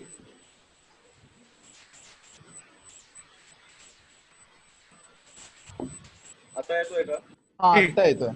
ठीक आहे, तुमचं झालंय मला वाटतं 1 मिनिट पण पूर्ण. एक रॅपअप करू 5 सेकंदात? बरं करा प्लीज. चालेल. तर मग शेवटी मी एवढंच म्हणून जाईन की आपण जेव्हा शेतकरी आणि आपल्या नौजवानवर विचार करू आणि हिंदू मुसलमान हा विचार करणं बंद करू, तेव्हाच भारत देश आणि महाराष्ट्र पुढे जाईल. जय हिंद, जय महाराष्ट्र. प्रमोद पाटील. अध्यक्ष महोदय, महाराष्ट्रात शेतीचा विषय गंभीर आहेच, पण त्याच्या व्यतिरिक्त देखील अत्यंत महत्वाचे गंभीर विषय आहेत. तर त्यावरील अत्यंत महत्वाचा मुद्दा, ज्यामध्ये मनसेने कालच आमच्या पक्षाने तिथे मोठं आंदोलन केलं. विजेची बिलं प्रचंड प्रमाणात आमच्या नागरिकांना येत आहेत. ज्यांना अवांतर 3,000 ते 3,500 बिल येतं, त्यांना 40,000 पर्यंत बिल आलेले. एक बॉलिवूडच्या प्रसिद्ध अभिनेत्रीने सुद्धा तिचं बिल काय आलं ते टाकलं. त्यांचं नाव घेणे इथे उचित ठरणार नाही, पण अशा प्रकारच्या अनेक घटना होत आहेत. यासाठी मुख्यमंत्र्यांनी आणि ऊर्जा मंत्र्यांनी उत्तर द्यायला पाहिजे. त्यानंतर दुसरा प्रश्न आहे पेट्रोलच्या वाढत्या किमती. अध्यक्ष महोदय, या काळात जेव्हा लोकांना पैसे मिळत नाहीयेत कुठूनच, त्यावेळी सरकार अवाजवी प्रकारे पेट्रोल आणि डिझेल महाग करत आहेत. पेट्रोलचा सध्याचा भाव 87 रुपये आणि डिझेलचा भाव 80 रुपये. त्यावर सरकारने 2-2 रुपये सेस वाढवलाय. सामान्य माणूस पैसा आणणार कुठून? एका बाजूला म्हणायचं आम्ही माणसाला हे देणार आहे, ते देणार आहे, आणि दुसऱ्या बाजूला त्यांना त्यांची गळचेपी करायची पेट्रोलच्या किमतीवरून. हे चुकीचं आहे. माझा वेळ संपलाय, मी परत या विषयावर. धन्यवाद. मुक्ता टिळक मॅडम. धन्यवाद अध्यक्ष साहेब. मी माझ्या या भाषणात आता दोन मुद्द्यांवर बोलणार आहे. पहिला म्हणजे कोविड-19 मुळे झालेला शेतकऱ्यांना जो फटका बसलाय त्याच्यावर, आणि दुसरं म्हणजे निसर्ग सायक्लोनमुळे जो फटका बसलाय त्याच्याबद्दल. कोविड-19चं महाराष्ट्रात जे वाढतं प्रमाण आहे ते आपल्या सगळ्यांना माहितीच आहे, आणि सरकारने आतापर्यंत एकदाही पुण्यात येऊन काहीच पाहणी केलेली नाही. तर याबद्दल मी उद्धव ठाकरेंना विचारू शकते की तुम्ही फक्त घरात बसूनच कसं, म्हणजे लाईव्ह येऊनच कसं हँडल करू शकता? तुम्हाला तिथे जाऊन प्रत्यक्ष बघायला पाहिजे. जे विलग्नवास केंद्र आहेत पुण्यातली, त्यांची परिस्थिती काय आहे? एका विलग्नवास केंद्रामध्ये 3-3 लोकांना तुम्ही जर भरत असाल तर कसा प्रसार कोविडचा प्रसार थांबणार नाही. त्याचबरोबर निसर्ग वादळाबद्दल जर मी बोलायला घेतलं तर सगळ्यात जास्त फटका बसलेलं क्षेत्र ते म्हणजे रायगड क्षेत्र, ज्यामध्ये 5 हेक्टर कृषी क्षेत्राला धक्का बसला आहे, 12 हेक्टर मत्स्य शेतीचं नुकसान झालेलं आहे आणि 8 तालुक्यातील वीज यंत्रणा खंडित होऊन तिकडे जे त्याचे प्रादुर्भाव बघायला गेले ते तर वेगळेच. झपाट्याने पंचनाम्यांची पत्रके पाठवून काही होत नाही, तर त्याच्यानंतरही काहीतरी आपल्याला पुढच्या लोकांना त्याच्याबद्दल काहीतरी केलेल्या उपाययोजनांची माहिती आपल्याला त्याबरोबरच द्यायला पाहिजे. त्याच प्रकारे पुरंदर तालुक्यातला थोडासा आढावा घेतला आणि इथल्या शेतकऱ्यांकडून लक्षात आलं की ज्यावेळेस कोविड-19चा प्रादुर्भाव सगळ्यात जास्त होता त्यावेळी त्यांचे पेरणीचा कालावधी चालू होता आणि त्यांना घराच्या बाहेर तुम्ही प्लीज रॅप अप करा. वेळ दिसते ना तुम्हाला? नाही सर, वेळ नाही. अहो हे काय, मी आता कर्सर टाकला की एक दिसतं ना इकडे, 1 minute. Actually sir technical problem मुळे मला दिसत नाही, पण ठीक आहे मी रॅप अप करते लवकर. हा रॅप अप करा मॅडम. शेतकऱ्यांना जो फटका बसला तो वेगळाच, त्याबद्दल सरकारचे लक्ष मी त्याच्यावर घेऊन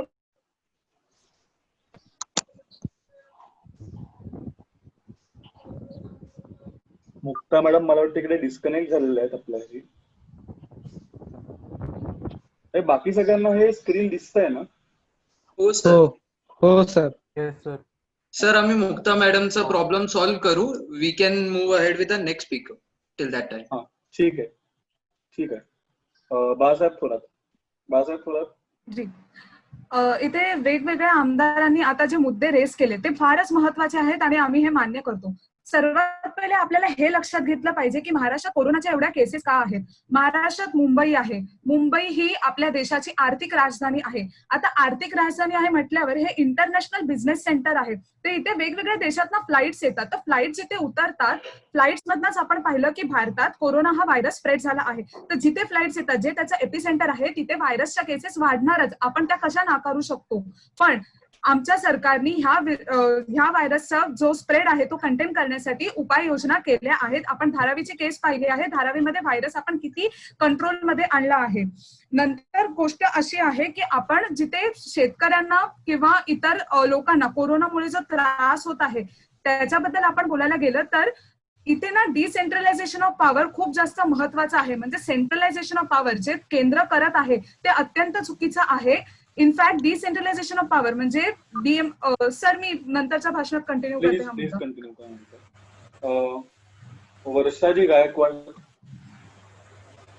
आणि मी वर्षाजी गायकवाडांचा एक मिनिट त्यांचा मुद्दा सुरू करायचा आधी सगळ्यांना एक सजेशन देणार आहे की तुमच्या थोड्याशा ना सत्सद विवेक बुद्धीने अंडरस्टँडिंग ना एकच मुद्दा पॉइंट आउट करून त्याच्यावरती थोडासा तुम्ही चर्चा करीत ना. कोविडचा जर मुद्दा चाललाय तर माझं सजेशन असं आहे की एकतर वीज बिल, निसर्ग वादळ किंवा कोविड या 3 केसेस पैकीची भाषणं जाऊ देत. म्हणजे आपला 0 मध्ये कुठलाही अजेंडा नसतो, पण अगदीच सगळीकडे भरकटायला नको गोष्टी.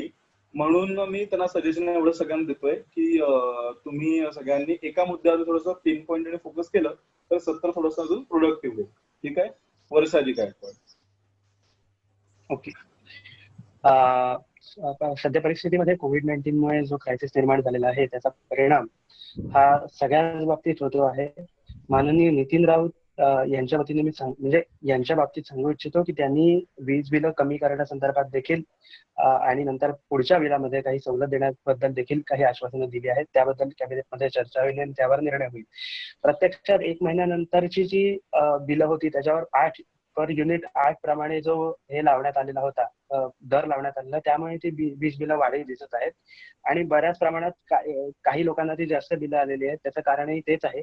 तर त्यावर देखील विचार करण्यात येईल आणि रिडिंग घेता येत नव्हतं आणि त्या रिडिंगच्या बाबतीत मी सांगू इच्छितो की जेव्हा ते रिडिंग घ्यायचं असतं तर तेव्हा तो माणूस येऊ शकत नव्हता लॉकडाऊनमुळे. तर आपण ते रिडिंग ऑनलाईन अपलोड करू शकत होतो MSEBच्या वेबसाईटला. तर ते आपण केलेलं नाही. आपण सुशिक्षित लोकांनी देखील ते जर केलं असतं तर बरं झालं असतं. एनीहाव, पण तो विषय राहिला बाजूला. आपण मी माझ्या खात्याच्या दृष्टीने सांगू इच्छिते की ह्या लॉकडाऊनमुळे शाळा बंद आहेत. 31 ऑगस्ट पर्यंत शाळा बंद राहील अशी आपण आता नोटीस काढलेली आहे. तर त्यानुसार शाळा 31 ऑगस्ट पर्यंत बंद राहील. माननीय उद्धव की आपलं शाळा सुरू झाल्या नाहीत तरी शिक्षण सुरू झालं पाहिजे, तर त्या दृष्टीने आमच्या खात्याचे प्रयत्न सुरू झालेले वर्षाजी आहेत. तुम्ही रॅप अप करू आम्ही, शकता इकडे, कारण तुमचं थोडंसं मी टायमर लेट सुरू केलं होतं, तर तुम्ही पुढच्या हो भाषणात हो हो, आय सी तेवढीच सेकंद, मग तेवढीच सेकंद 10-9 सेकंद. तर अशा पद्धतीने नाही वर्षाजी रॅप अपच करा आपण तुम्ही. वाटचाल सुरू केलेली आहे. धन्यवाद. ठीक आहे. इथे गणेश नाईकजी. आज आवाज येतो ना? हो येतो एकदम. आज महाराष्ट्रासमोर आणि संपूर्ण देशासमोर कोविडची ही जे आपण लढाई लढतोय ती सर्वात महत्वाची आहे. आणि कोविड लढाईसाठी आम्ही सरकारच्या पाठीशी आहोत, म्हणजे विरोधात आहोत म्हणून विरोध करणार असं आम्ही करणार नाही. तर आता बाळासाहेब थोरात यांनी सांगितलं की मुंबईत सगळीकडून माणसं येतात, संपूर्ण जगातनं माणसं येतात, त्यामुळे टेस्ट आणि कोविडची संख्या वाढणारच आहे. तर मी दिल्लीचं उदाहरण देऊ इच्छितो. इकडे दिल्ली पण आपली राजधानी आहे, तिथेही जगातनं माणसं येतात, पण तिथे बघा टेस्ट वाढवल्यावर दिल्लीच्या कोविड स्थितीमध्ये खूप सुधारणा झाली आहे. तर महाराष्ट्रात का टेस्ट वाढवत नाही? आज महाराष्ट्रामध्ये 5,007 मुंबईमध्ये 5,000-7,000 टेस्ट होतात दर दिवशी, आणि आपली क्षमता आहे की आपण जास्त टेस्ट वाढवू शकतो. तर माझं असं म्हणणं आहे की महाराष्ट्र सरकारने टेस्ट वाढवल्या पाहिजेत, आणि बाकीचेही मुद्दे आहेत ते मी पुढच्या माझ्या भाषणात सांगतो. बरं, धन्यवाद वेळेवरती ते थांबवल्याबद्दल तुमचं भाषण. ओमप्रकाश कडूजी. हा अध्यक्ष महोदय, मला बरेचसे असे प्रश्न आले माझ्या मतदारसंघात. असे बरेचसे प्रश्न आले की तुम्ही जे निवासी आहे, लोक जे आदिवासी आहे किंवा मागासलेले आहे, तिथे शिक्षणाचा पुरवठा होत नाही आहे. जे वर्षा गायकवाड यांनी ऑनलाईन जे क्लासेस सुरू केले आहे, जे ऑनलाईन क्लासेस शहरामध्ये मुलं घेत आहे, तर गावातले मुलं जे आहे, ग्रामीण भागातले जे आहे, तर अकॅडमिकली काय स्किलफुली सुद्धा मागासलेले राहत आहे. त्यांच्या घरी लोड शेडिंगचा इतका प्रॉब्लेम आहे की जिथे टीव्ही नाही आहे ते एक मोबाईल कुठून येणार आहे, नेट कुठून लागणार आहे तिथे. तर माझा असा प्रश्न आहे की त्यांचे अकॅडमिकली जे मागे जात आहे त्यांचं नुकसान किती होत आहे? हे लॉकडाऊन कधीपर्यंत राहणार आहे हे आपल्याला माहिती नाहीये. तर तेव्हापर्यंत काय हे असंच राहणार आहे? त्यांना शिक्षणाची न्याय मिळणार आहे की नाही, की त्यांनी शिकावंच नाही, यातला न्याय मिळाला पाहिजे. अध्यक्ष महोदय, धन्यवाद ओमप्रकाश कडू त्या दमदार भाषणाबद्दल. हरिभाऊ भागडेजी, आपलं पुढचं भाषण. धन्यवाद अध्यक्ष महोदय. मी विनोद बिवा यांच्या एका वाक्याला बोलून पुढे जातो. ते म्हणतात की काटेरी दिशा ओ भव्या बिवाची साहेब, त्याच्याच पुढे लिहिलंय बकुळ फुलांच्या प्राजक्तीच्या हळवारी देशा. हो, हा आमचा देश आहे. तुमच्या पक्षाला कधी आमचा देश आणि आमचा समाज कळलेलाच नाहीये. आणि तुम्ही पुढे राम मंदिर बद्दल बोलताय ना, अहो आमच्या हिंदुत्व लोकांच्या 500 वर्षांपूर्वीच्या अस्मितेचा संबंध आहे. तुम्ही याबद्दल बोलूच नका. तुम्हाला सावरकर आणि विवेकानंद कधी कळलेच नाहीत आणि ते तुम्हाला कळणारही नाहीत. त्यामुळे तुमच्या पक्षाचा हा अधिकारच नाहीये या मुद्द्यांवर बोलायचा. आणि यापुढे बोलायचं झालं तर मी सांगतोय की हे सरकार हे कोविड-19 ची परिस्थिती सांभाळायला अजिबात सक्षम नाहीये. का सक्षम नाहीये? कारण बाळासाहेब थोरात तुमचंच हे वाक्य होतं, शेतकऱ्यांना यापुढे कुठेही 7-12 दाखवायची कोणत्याही कामासाठी गरज नाही. त्याच शेतकऱ्यांना रोडवर गेल्यानंतर जेव्हा पास मिळत नाही अधिकाऱ्यांच्या समोर, त्याच शेतकऱ्यांना सांगितलं जातं की तुमचा 7-12 दाखवा. जर याच कोविड-19च्या परिस्थितीत अर्जंट स्थितीत तुम्ही हे सांगत असाल तर तुमच्या वाक्याला काही एक अर्थ नाहीये आणि तुमच्या सरकारला तर नाहीच नाहीये. धन्यवाद. श्यामसुंदर शिंदेजी. धन्यवाद अध्यक्ष महोदय संधी दिल्याबद्दल. मी आपणास हे सांगू इच्छितो की पेरणी जवळ आल्या कारणाने जूनच्या महिन्यात अनेकदा खताचे पिशव्या म्हणा, बियाणे म्हणा यांच्यात भाव वाढ होते व अन्यथा खूप वेळा त्यांचे स्टॉक लपवले जातात, ज्या कारणामुळे ना शेतकऱ्यांना अव्वाचे सव्वा पैसे देऊन ते पाकिटं विकत घ्यावी लागतात, जेणेकरून ही कुठे ना कुठेतरी शेतकऱ्यांची फसवणूक होते. मला वाटतं ह्याच्या विरोधात आवाज उठवला पाहिजे व अशा फसव्या व व्यावसायिकांना त्यांच्या वेळीच मुसक्या आवळल्या पाहिजे आणि त्यांच्यावरती योग्य ती कारवाई करून त्यांच्यावर दंड आकारण्यात आला पाहिजे. कारण शेतकऱ्याला ऑलरेडी एवढे त्रास आहेत, दुष्काळाचा त्रास आहे, पावसाचा त्रास आहे, गारपिटीचा त्रास आहे. तर ह्यामध्ये व्यवस्थितपणे त्यांना अजून न त्रास देता आपण काय करू शकतो ह्याच्यावर विचार केला पाहिजे सरकारने. आणि अशा फसवणाऱ्या कंपन्यांना व अशा व्यापाऱ्यांना वेळीच फटके देऊन व त्यांना योग्य तो दंड आकारून त्यांच्यावर कारवाई केली पाहिजे, हीच माझी मागणी आहे. धन्यवाद अध्यक्ष महोदय, संधी दिल्याबद्दल तुमचे मनापासून आभार. धन्यवाद. श्यामसुंदर शिंदे जी. Ashok Chavan. Okay, so the first thing that I want to discuss with all the members present here is the the SC ruling or the SC decision upon removing the 12% reservation for the Maratha quota. This is very important because right now Maharashtra is facing a lot of unemployment, especially due to the reverse migration of our workers back to the other states. So please, I would urge every single member present in the government over here to push for this reservation to exist for our Maratha category, so that we can first provide relief to people who have been who are unemployed currently. The second thing is, I want to ask every member present from the opposition here who are rooting for the especially because of what Devendra Fadnavis has said about the center's help to Maharashtra. We were promised a 2.71 trillion stimulus relief package, but we have not received that yet. And even the PP kits that Mr. Fadnavis has said that they have provided, we have to pay for it. It's not something that the government is providing for free. So I would like the opposition simply to ask the center to help us in fighting COVID by providing us PPEs, extending the cap in September, and also like Mr. Uddhav Thackeray has said, I also urge them to help us in setting up a permanent hospital for infectious diseases in Bombay. Thank you. All right, thank you, ma'am. Shivendra Raje Bhosle. धन्यवाद अध्यक्ष महोदय. आवाज येतोय ना? हा येतोय, बोला. धन्यवाद अध्यक्ष महोदय. आता या सदनामध्ये जे विविध सदस्यांनी जे प्रश्न राम मंदिराचा आता प्रश्न घेऊन आले, लॉकडाऊनचा प्रश्न विचारतायत, पण हे प्रश्न काढून सरकार आपल्या महाराष्ट्रात राज्यातले जे प्रश्न आहेत ते बाजूला होणार नाही. त्यामुळे महाराष्ट्र राज्यातले जे प्रश्न आहेत त्यावर त्यांनी सर्वात जास्त लक्ष द्यायला पाहिजे. की कोरोनामुळे जे खाजगी हॉस्पिटल आहेत त्यांच्यामुळे ज्यांची बिलं 17-18 लाख बिलं काढतात खाजगी हॉस्पिटल, आणि ते सर्वसामान्यांना कसं परवडणार. त्याचबरोबर निसर्ग सायक्लॉन सारखे अनेक नैसर्गिक आपत्ती येत आहेत, पण त्या आपत्तीवर नुकसान भरपाई अजूनपर्यंत सरकारने 1300 कोटींची नुकसान भरपाई कोकण किनारपट्टीवर झालेल्या निसर्ग चक्रीवादळावर जाहीर केली, पण अजूनपर्यंत एकाही शेतकऱ्यापर्यंत ती नुकसान भरपाई पोहोचलेली नाही. त्यावर सर्वात जास्त लक्ष द्यावं राज्य सरकारने.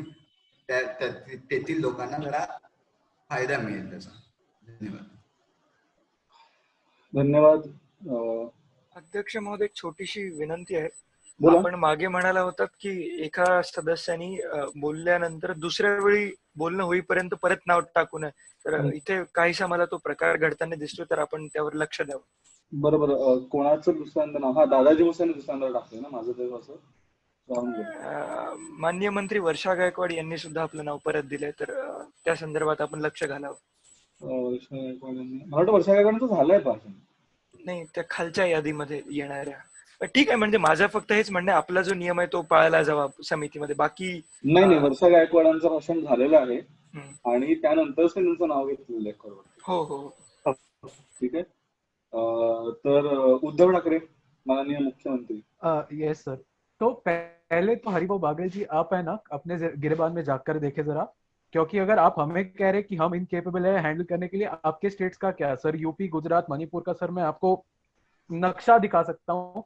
एज पर मिलियन तो छोड़ो सर, आपके केस ही आप गिनना छोड़ दे रहे हो सर. आप हमें मत सिखाओ स्टेट कैसे हैंडल करना है, क्योंकि हम आपके साथ 5 साल थे. हमने आपको देखा कि आप हमें कैसे दबा रहे थे. अब हमें यह समझ आ रहा है कि महाराष्ट्र हित ही हमारे लिए सबसे इंपॉर्टेंट है, और इसलिए महाविकास आघाड़ी जो गवर्नमेंट है वो महाराष्ट्र हित के लिए काम करेगी, ना कि आपके जैसे स्वहित के लिए.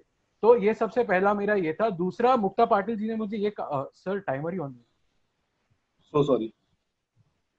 नहीं, आपका 30 सेकंड ऑलमोस्ट हो गया है, आप बोलिए. Okay.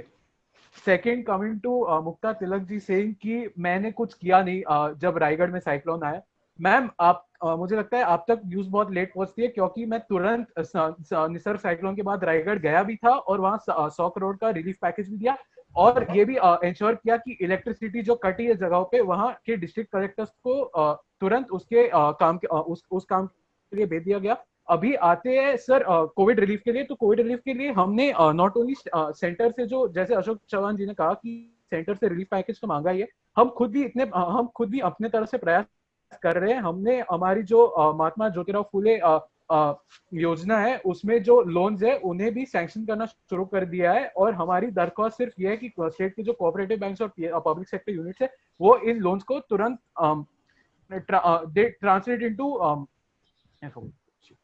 they translate into fair debt for the farmers in the future. ठीक है, ठीक है. दादाजी भुसे. नमस्कार. हरिभाऊ बागडे साहेबांनी जे प्रतिपादन केलं आता की सरकार हे कोरोनाच्या संकटात असक्षम आहे, त्याबद्दल मी असं बोलू इच्छितो की जेव्हा कोरोनाचं संकट आपल्या महाराष्ट्रात आलं तेव्हा मुख्यमंत्री माननीय उद्धव साहेब ठाकरे जेव्हा आवाहन करत होते जनतेला की मुख्यमंत्री सहायता निधीला मदत करा, तेव्हा पूर्ण हरिभाऊ बागडे आपल्या पक्षाने पूर्ण मदत जी होती ती पीएम केअर्सला दिली. पीएम केअर्सला दिली तर आपण एक सत्सक बुद्धीने विचार करावा की महाराष्ट्रातील आमदाराचा पगार जर तुम्ही पीएम केअर्सला दिला तर तो डिस्ट्रीब्यूट होऊन महाराष्ट्रापर्यंत येईल. जर तुम्ही 1 लाख शेअर केले तर ते 10 ते 15,000 महाराष्ट्राला मिळतील. त्यामुळे जर आपण मुख्यमंत्री सहायता दिला, राजकारण बाजूला ठेवून जर मदत केली असती तर आपल्याला महाराष्ट्राला अजून ह्या ज्या केसेस आज दिसत आहेत त्याच्याहून आज कदाचित खूप कमी आकडा राहिला असता. त्यामुळं एक आपल्याला एक तेच म्हणणं आहे की आपण जी सरकारच्या पाठीशी उभे आहात, आपण पाठीशी उभे आहात का नाहीत हे सर्वांना दिसत आहे.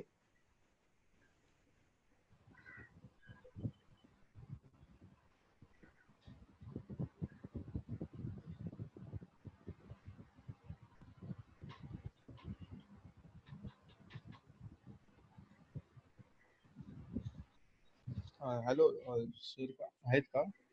वर्ड करायचं. उपाध्यक्षांनी धुरा सांभाळावी. फक्त मला आवाज नाही येत का सगळ्यांना आवाज नाही येऊ लागला? नाही, कोणालाच आवाज येत नाही. नव्हता. माननीय उपाध्यक्ष आपण धुरा सांभाळावी. नाही हो हो हो. फक्त एक करायला सांगणार होतो की ती लिस्ट थोडी वर करायला बघायची. मला वाटतंय की जे अध्यक्ष महोदय आहेत त्यांचं काही टेक्निकल ग्लिच आहे तर ते परत रिजॉईन करणार. तोपर्यंत आपण चॅट बॉक्स मधले नावं घेऊन उपाध्यक्ष जे आपण सुरू करूया. हो हो. दादाजी आपलं भाषण संपलं होतं का? हो हो. जर ग्लिच होईपर्यंत आपल्याला पूर्ण भाषण कळलेलं आहे का ते मला विचारायचं होतं. हो हो हो. एकच मिनिट. तर अब्दुल सत्तार मी माझ्या फोनवर टाइमर लावतोय. ठीक आहे, आपण नेक्स्ट स्पीकर पासून सुरू करू.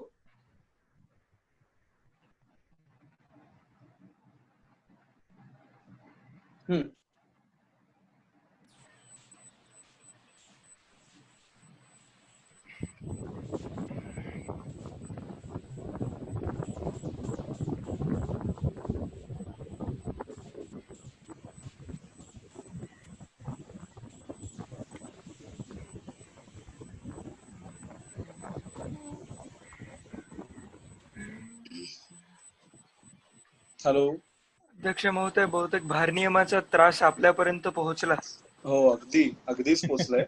तर म्हणून आपल्याला दरख्वास्त करतो ऊर्जा मंत्रींनी कृपया याकडे लक्ष द्यावं. नाही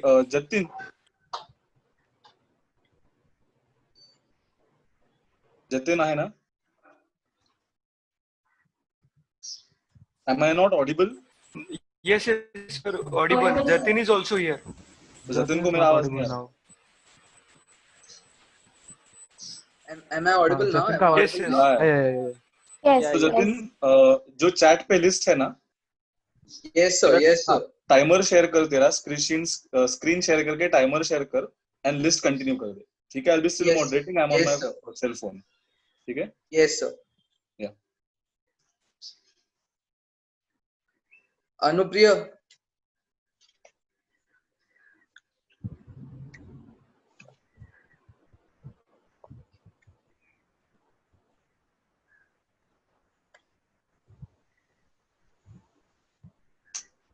क्या हुआ?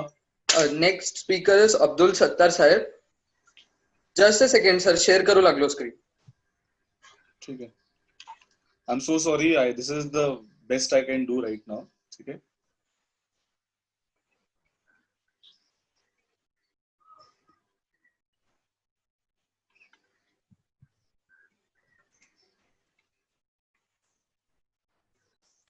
आपल्या विधानसभेच्या अध्यक्षांना देखील आम्ही वीज बरोबर देऊ शकत नाही. सरकारच्या जे अधिकार आहे आणि जे अकार्यक्षमता आहे ती यातून दिसून येते.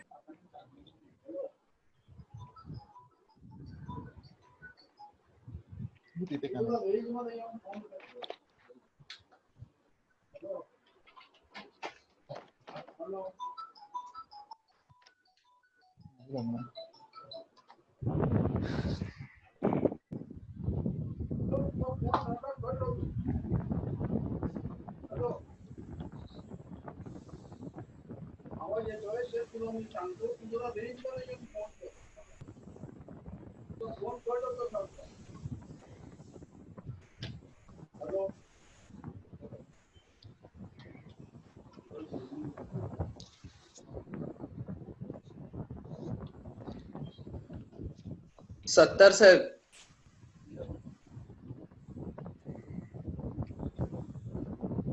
लागत का नाही? स्टार्ट करू? वेट. सत्तार साहेब, तुम्हाला माझा आवाज येतोय का?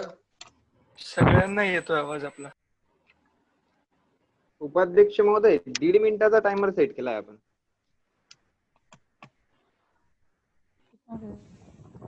एक मिनिटाचा आहे. Speaker time is 1 minute.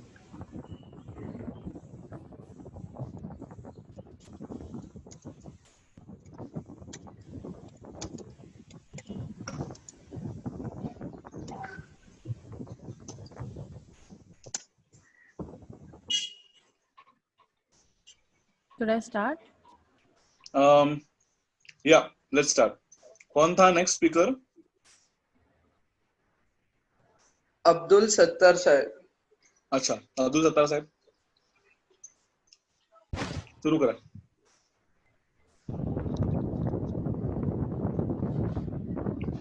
Started the timer.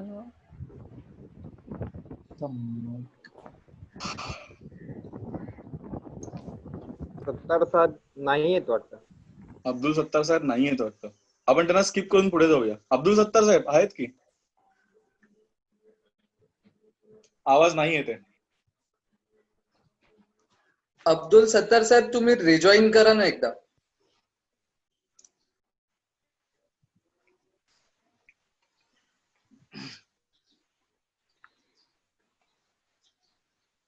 समजून घ्या. अध्यक्ष महोदय, त्यांना रिजॉईन करू द्या. आपण दुसऱ्या स्पीकर सोबत पुढे जाऊ. हा, हे बघा, फिजिकल डिफिकल्टीज सगळ्यांना येणारच आहेत, गिवन की आपलं हे वेब वरती आहे. तर ठीक आहे, विल कंटिन्यू.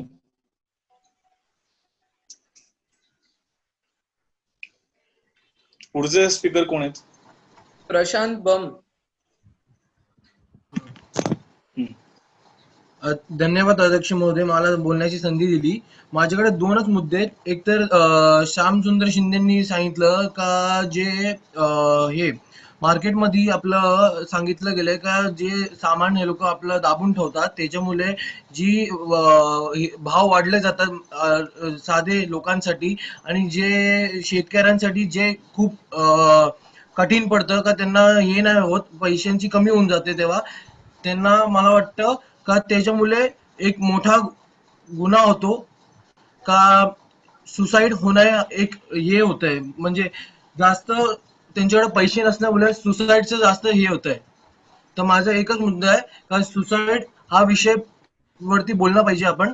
आणि उद्धव ठाकरे म्हणतायत का रत्नागिरीमध्ये रायगड जिल्ह्यात जे कोविड रिलीफ फंड मध्ये जेव्हा ते बोलले का दिले गेले त्याच्यात तर अर्ध्याहून जास्त पैसे तर तुमचे मिनिस्टर खाऊन जातात आणि बाकीचे पैसे तर आलेच नाही जात. आणि इलेक्ट्रिसिटी बोलते तुम्ही रायगड जिल्ह्यामध्ये जेव्हा दिले गेले होते तेव्हा ते 1-2 हफ्त्यासाठी आलेच नाही तिलाही. बाकी मी माझा विषय इथं संपवतो. थँक्यू.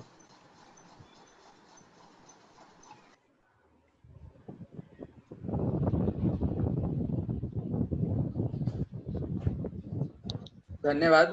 सत्तार साहेब, आता तुम्हाला आमचा आवाज येतोय का?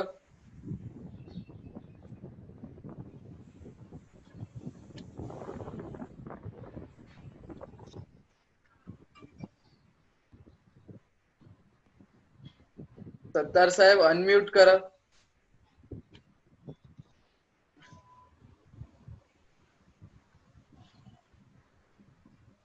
साहेब तुमचं काहीतरी टेक्निकल ग्लिच आहे, आम्हाला आवाज नाही येऊ लागला. तुम्ही रिजॉईन करा meeting,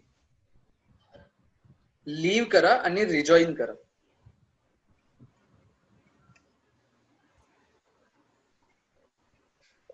okay, moving ahead with हा अध्यक्ष महोदय.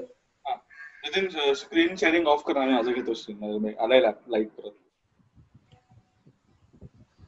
माननीय नितीन राऊत जे आता इथे नाहीयेत त्यांना मी माझ्या शुभेच्छा देतो एवढ्या लवकर लाईट परत आणल्यामुळे. ठीक आहे. असो, कोणावरती आपण अब्दुल सत्तार साहेबांवरती होतो ना? हो सर.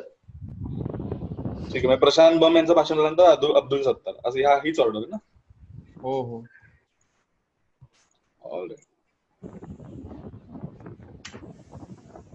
ठीक आहे. आता कोणाचं अब्दुल सत्तार यांचं भाषण झालं का? नाही सर, त्यांचा आवाज नाही येऊ लागला. टेक्निकल आपण 2 स्पीकर झाल्यानंतर अब्दुल सत्तारांना घेऊया परत. विनोद भिवा, आपलं भाषण. हो आहे. तर मगाशी मला हरिभाऊ म्हणाले की तुम्हाला हिंदुत्व करणार नाही, तुम्हाला राम मंदिर बनवण्यामागचं हे करणार नाही. तर मी सांगतो मला नाही माहित हिंदुत्व, कारण की मी या ओळीने राहतो, ना हिंदू बनेगा ना मुसलमान बनेगा, इंसान की औलाद है इंसान बनेगा. आम्ही या ओळीमुळे राहतो म्हणून आम्हाला हिंदुत्व कळत नाही. आणि एक दुसरी गोष्ट तुम्ही शेतकऱ्यांची म्हटली. आज सरकार म्हणते आम्ही शेतकऱ्यांसाठी बऱ्याच गोष्टी करताय. जर सरकार शेतकऱ्यांसाठी बऱ्याच गोष्टी करताय तर का झेंडूच्या फुलांच्या शेतकऱ्यांचे 2 लाख रुपयाचं पीक सगळं फेकून द्यावं लागतंय? जर असं असलं असतं, सरकार जर काही करत असलं असतं तर त्यांचे 2 लाख रुपये वाया नसते गेले. आज सरकार वर्करसाठी रिलीफ फंड काढतंय, पण सरकार हाच रिलीफ फंड शेतकऱ्यांना देत नाहीये. जर असं होत असेल आपल्या महाराष्ट्रात, तर आपला महाराष्ट्र जो शेतीप्रधान राज्य आहे तो कधीच शेतीप्रधान राहणार नाही. आणि माझं एवढंच म्हणणं आहे, एवढंच बोलून मी हे करीन की जय जवान जय किसान. धन्यवाद विनोद भिवाजी. प्रमोद पाटील साहेब आपल्याकडे सदनाचे. अध्यक्ष महोदय, अब्दुल सत्तारजी इथे सध्या नाहीयेत, पण मी त्यांच्या माध्यमातून आज सगळ्या सदनाला बकरी ईदच्या भरपूर शुभेच्छा देतो. त्यानंतर आता विनोद भिवाजी म्हणाले की त्यांनी स्वतःचा पक्ष ज्या पक्षाला सांभाळता आला नाही त्यांनी खरंच हिंदुत्वाची एकही गोष्ट करू नये. त्यांनी स्वतःच्या पक्षावर लक्ष द्यावं, विचारसरणीवर लक्ष द्यावं. राम मंदिरवर तर त्यांनी अजिबातच बोलू नये. मी माझ्या भाषणाच्या सुरुवातीलाच एक मुद्दा ठेवला होता की पेट्रोलच्या किमतींवर अजूनही या सदनाने लक्ष दिलेलं नाही. अध्यक्ष महोदय, या देशातल्या प्रत्येक माणसाला पेट्रोलची आवश्यकता पडते. कोणत्या ना कोणत्या माध्यमातून त्याला जो भाजीपाला येतो तो सुद्धा भाजीपाला त्या पेट्रोल टाकलेल्या गाडीमधूनच येतो. ज्या ट्रेनमध्ये तो फिरतो त्याला सुद्धा तीच गाडी लागते. त्यामुळे पेट्रोल आणि डिझेलच्या किमती सरकार वाढवत चाललंय. याचं काहीही स्पष्टीकरण त्यांच्याकडे नाहीये. सामान्य माणसाला याच्या इतका फटका कोणत्याच गोष्टीचा पडत नाही. त्यांनी याकडे प्रमोदजी, जो कोणी फोनवरती बोलतोय ना त्यांनी फक्त म्यूट करा स्वतःला, कारण तो आवाज अगदी इथपर्यंत येतोय प्रमोदजी बोलताना. मी परत जिथे सुटलं होतं तिथून बोलतो की पेट्रोलच्या किमती वाढत आहेत, त्याचा फटका जनसामान्यांना बसतो. ज्या गाडीमधून, ज्या ट्रकमधून आमच्या घरी भाजीपाला येतो, तिथून तर ज्या शेतकऱ्याला भाजीपाला तो आणावा लागतो, तिथून तर आम्हाला जो न्यूजपेपर घरामध्ये येतो ते इंधन जे येतं त्यामध्ये सुद्धा इंधन वापरलं जातं. म्हणून पेट्रोलच्या किमतीकडे सरकारने लक्ष दिलं पाहिजे. धडाधड 2 रुपयांनी सेस वाढवला. अध्यक्ष महोदय, सरकार आणि बाळासाहेब थोरात आता म्हणाले की मुंबई राज्याची आर्थिक राजधानी, देशाची, हे कोणाला माहित नाही. आर्थिक राजधानी असताना सुद्धा तिथे तुम्ही काहीच करू शकलेलं नाही, ही आपली शोकांतिका आहे.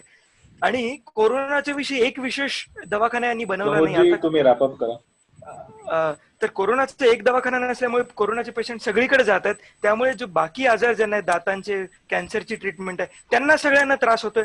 तर या सगळ्या गोष्टी अत्यंत निंदनीय आहेत पुरोगामी महाराष्ट्रात.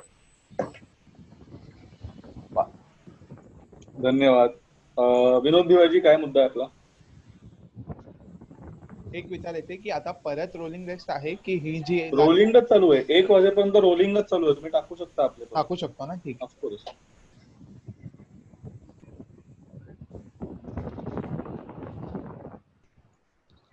उद्धव ठाकरेंनंतर मी आता प्रमोद पाटलांचं नाव घेतोय. मध्ये जी लोक मिस आउट झाली असतील ना, मी चॅट मधनं बाहेर गेल्यामुळे, त्यांनी आपली नावं परत चॅट मध्ये टाका. उद्धव ठाकरेंनंतर जे कोणी होते ते प्लीज. ठीक आहे, मग सगळ्यांना सोयीचं पडेल ते. माझं चॅट मिस झालं सगळं ते, त्यामुळे प्लीज ते आपली नावं सगळी परत नोंदवा. आम्ही पटापट नोंदवून घेतो म्हणजे आपण पुढे रोलिंग चालू ठेवू शकतो. याचा आता आपण प्रमोद पाटील यांना होतो. नंतर बाळासाहेब, तर तुमचा चान्स आहे. बाळासाहेब 2च मिनिटं द्या, मी फक्त एकदा लिस्ट अपडेट केली की आपण तुमचे स्पीचेस घेऊया. ठीक आहे.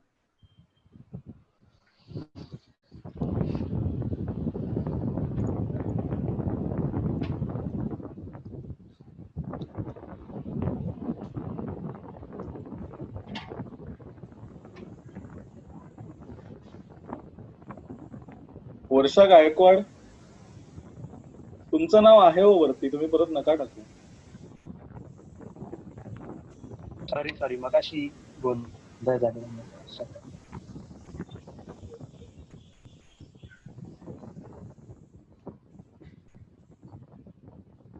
ठीक आहे, तर प्रमोद पाटील यांचं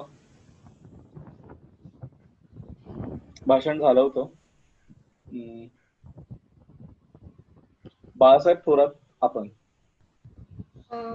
अध्यक्ष महोदय, मी मगाशी डिसेंट्रलायझेशन या मुद्द्याबद्दल बोलत होतो. तर डिसेंट्रलायझेशन का महत्वाचं आहे, तर जो डेटा असतो कोरोनाच्या संदर्भात तो डिस्ट्रिक्ट मजिस्ट्रेटकडे असतो.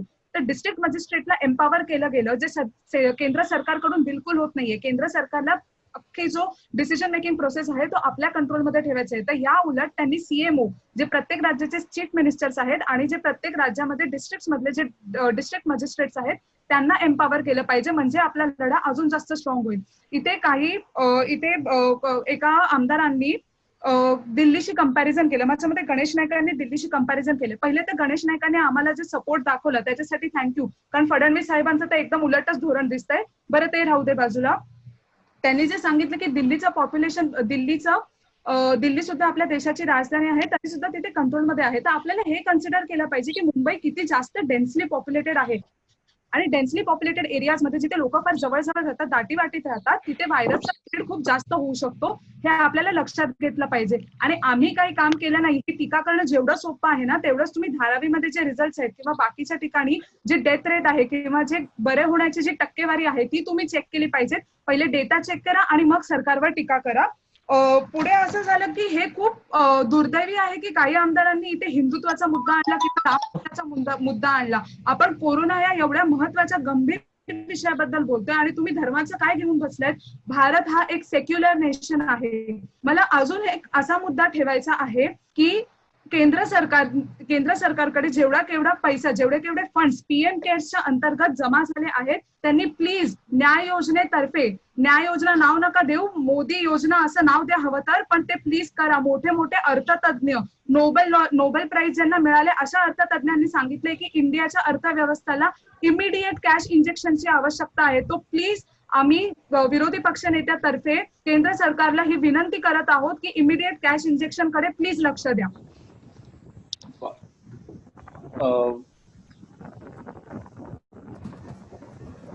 मी बोलू शकतो का? माफ करा. हा, अब्दुल सत्तार जी. नमस्कार साहेब. नाही, एकच मिनिट. हा, तुम्ही घ्या भाषण. बोला. हा, नमस्कार अध्यक्ष महोदय, मला बोलायची संधी दिल्याबद्दल. मी त्या सगळ्या आमदारांना, मंत्र्यांना नाही बोलत, पण आमदारांना बोलू इच्छितो की जरा विचार करून बोला. आता जो कोरोना जो आपण ह्याच्यामध्ये आणलाय, त्याच्या खालच्या पातळी आणलाय, तो फक्त लॉकडाऊन मुळे आणलाय. आणि लॉकडाऊन वरती बोलताना तर बीजेपीच्या आमदारांनी तर जरा विचार करून बोलावं, कारण की तुमच्या मोदींनी पहिल्यांदा लॉकडाऊन हे केलाय. जरी महाराष्ट्राने आधी लॉकडाऊन महाराष्ट्रात जरी केला असला तर आज जे तुम्हाला रिझल्ट भेटतायत ते फक्त आणि फक्त लॉकडाऊनमुळे. आणि जे आपले मनसेचे आमदार आहेत त्यांना मी धन्यवाद, त्यांनी ईद मुबारक दिल्याबद्दल सगळ्यांना ईद मुबारक. आणि मी माझं इथं भाषण संपवतो. धन्यवाद. बरं, नाही, एक साधारण असा एक सिनेरिओ आहे की बरेच मला वाटतं मंत्री नाराज आहे दिसत आहेत सरकारमधले. म्हणजे मी असं काही दर्शवू इच्छित नाहीये, पण नाराजी दिसते. असो, ते आपण पुढे येईलच त्या सगळ्या बोलण्यामध्ये.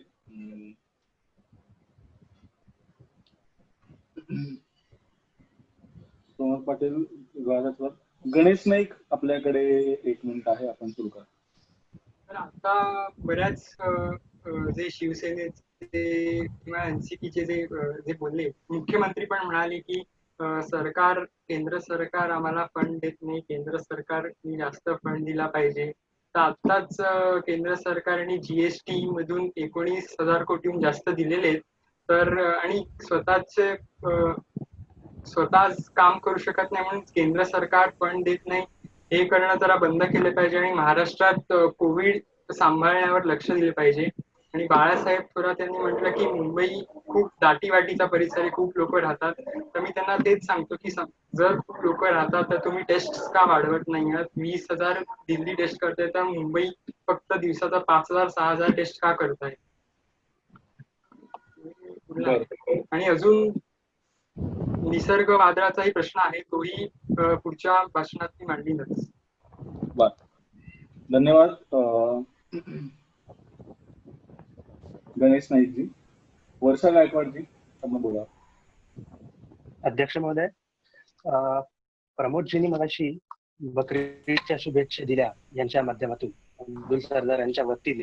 तर मी त्यांना सांगू इच्छितो की आज तुम्ही जे मराठी करत असताना, तर आज मराठीमध्ये एक अभूतपूर्व असं कामगिरी करून ठेवणाऱ्या आणि काँग्रेसचे माजी नेते असलेल्या, आम्ही डिसोन करतो म्हणतात पण आम्ही ओन करतो, काँग्रेसचे माजी म्हणण्यापेक्षा भूतपूर्व असणाऱ्या लोकमान्य टिळकांची आज 100वी पुण्यतिथी आहे. तर त्यानिमित्त देखील मी सगळ्यांना शुभेच्छा देतो. तर लोकमान्य टिळकांनी शेतीविषयी सुद्धा टिळक द इकॉनॉमिस्ट या पुस्तकामध्ये या पुस्तकामध्ये त्याचा उल्लेख आहे. त्यांचं शेतीविषयीचं जे मत सुद्धा त्यांनी एकत्रितरित्या त्या पुस्तकामध्ये लिहिलेली आहे. तर त्याच्यामध्ये सुद्धा त्यांनी सांगितलं होतं की शेतीवरचा जे अवलंबन आहे शेतकऱ्याचा ते हळूहळू कमी करण्याची गरज आहे. तुम्हाला माहित नसेल तर मी सांगतो, तर शेती महाराष्ट्रातील शेतीमध्ये साखर हे सगळ्यात महत्वाचं पीक असलं पाहिजे असं प्रतिपादन सगळ्यात आधी लोकमान्य टिळकांनी केलं होतं. त्यामुळे आम्ही अजिबात त्यांना डिसोन करत नाही. मी स्वतः आंबेडकराईट नेते म्हणून माहीत असले, सगळ्यांना परिचित असले तरी देखील माझा लोकमान्य टिळकांबद्दलही तेवढाच आदर आहे. आणि त्याच पद्धतीचं धन्यवाद. वर्षाजी, आपला वेळ संपलेला आहे. आणि वर्षाजी, मला एक फक्त तुम्हाला प्रश्न विचारायचा आहे अध्यक्षांच्या पटलावरनं, की तुम्ही पुण्यतिथीच्या लोकांना काय शुभेच्छा देता? म्हणजे अशी पद्धत मला तरी माहिती लोकांना शुभेच्छा. माझ्याकडून बोलताना थोडा स्लिप ऑफ टंग झाला. अभिवादन, त्यांच्या स्मृतीस विनम्र अभिवादन. बर, ठीक आहे. नाही, कारण पुण्यतिथीच्या देत नाहीत आपण शुभेच्छा. एक फार चांगली गोष्ट असते पुण्यतिथी लोकांची. ठीक आहे. श्यामसुंदर शिंदे. धन्यवाद अध्यक्ष महोदय संधी दिल्याबद्दल. मगाशी अब्दुल सत्तार असे बोलता बोलून गेले की कोरोनाचा लॉकडाऊन हा मोदींनी केला, पण खरं तर हा जग जाहीर आहे आणि कोरोना व्हायरस हा पॅन्डेमिक आहे. त्याच्यामुळे आपण असं बोलू शकत नाही की एखादं की यांच्यामुळे झालं वगैरे असं तसं. तर हे चुकीचं आहे आणि ह्या वाक्याचा मी निषेध करतो. आणि मला हे सांगायचं आहे की तो नाही देऊ शकत, त्यात मी माझा जिओचं सिम आहे. कोणताच मोबाईल आपल्याला. सत्तार साहेब आपण जरा म्यूट करा. आणि मला या विषयाकडे आपली चर्चा घेऊन जायची आहे की अनेकदा विजेचे खूप त्रास झालेले आहे कोकण विभागात, जिथे आंब्याचे बागेदार, नारळ वगैरे हे होते शेती करणारे, त्यांना 15 दिवस जवळजवळ वीज नाही भेटली. जवळजवळ मुख्यमंत्री निधी पोहोचला तिकडे, पण तो निधी पैशाच्या द्वारे नाही तर तो कर्तृत्वाच्या द्वारे पोहोचणं महत्वाचं आहे. एवढंच मला बोलायचं आहे. दिलेल्या संधीबद्दल धन्यवाद. हरिभाऊ बागडे. धन्यवाद अध्यक्ष महोदय. पुन्हा त्याच मुद्द्यावर जाईन. मला त्या मुद्द्यावर जायचं नव्हतं, पण तुम्ही पुन्हा मला घेऊन जाताय म्हणून सांगतोय. भिवेजी, मी तुम्हाला सांगतोय, तुम्ही म्हणताय तुम्ही हिंदुत्वाला नाही बोलत, माणूस की भरताय. अरे अध्यक्ष महोदय, महाभारतातील एक वाक्य आहे, अरे राधा सुद्धा केव्हा तुझा धर्म कुठे होता? सांगा ना मग, तेव्हा कुठे होता? ह्याच्या आधी सत्तेत तुम्ही विरोध करायच्या आधी तेव्हा कुठे होता? दुसरा मुद्दा, उद्धव ठाकरे बोलतायत की आम्हाला कशी वागणूक दिली. तुम्हाला कशी वागणूक दिली? त्या 4 भिंतीच्या आतलं जे तुमचं वक्तव्य होतं त्यावर आमचे देवेंद्र पुस्तक नवीन लिहिणारच आहेत, त्यामुळे ते त्याच्यात तुम्ही बघाच. आणि दुसरा मुद्दा नंतर ना अशोक चव्हाणांनी उपस्थित केला. अशोक चव्हाण म्हणतायत की केंद्र सरकार काय म्हणतंय. अशोक चव्हाण काय सगळ्यात जवळजवळ म्हणतात की केंद्र सरकार काय करताय. केंद्र सरकारने 28,000 कोटी तुम्हाला नाही दिले का? आपदा निधीतून तुम्हाला 1600 कोटींची मदत नाही केली का? त्याचं तुम्ही काय केलं? ते खर्च सुद्धा तुम्हाला करता आले नाही. आणि दादाजी भुसे पीएम केअर बाबतीत बोलताय. अहो, पीएम केअरला दिले आम्ही पैसे, पण एवढं लक्षात ठेवा, महाराष्ट्र आपदा निधीला आम्ही आमचा पगार नाही दिला का? तुम्हालाही माहिती आहे, तुम्ही जेव्हा आमच्या सत्तेत होता, आमच्या सोबत होता, तेव्हा तुम्ही पैसे आपदा निधीला दिले होते का? धन्यवाद. Ashok Chavan. Okay, so firstly, I just want to reply saying that everybody from the opposition claims that the center is doing so much for the Maharashtra, but that is not true. Even the relief that is offered is extremely meager. First of all, when we look at the Shramik trains, the Maharashtra government itself had to bear a great load of expenditure of the trains to send the migrant workers home without any support from the center. Secondly, the PPE kits that are being offered, first of all, the center has said that it will only be offered till the end of September, and we don't see that our COVID cases will completely be eradicated by then. We will still be requiring PPE kits. And secondly, the center is not doing us a favor by supplying it because we are paying for it. Thirdly, when it comes to Cyclone Nisarga's damage, the damage is around 6,048 crores, and the center, according to the National Disaster Relief Fund, has only provided us with 306 crores. Raigad district itself has demanded 80 crores. So where is Maharashtra going to get the rest of the funding from? So I definitely implore everybody in the opposition to implore to the center to first of all pay back our GST dues. Secondly, the relief package that Mr. Devendra Fadnavis has promised us of 2.71 trillion, we have received nothing of it. So please, the center needs to increase either the funding towards Maharashtra and also have some sort of decentralization which allows Maharashtra in itself to make decisions for the state. All right. Thank you. Om Prakash Khadu.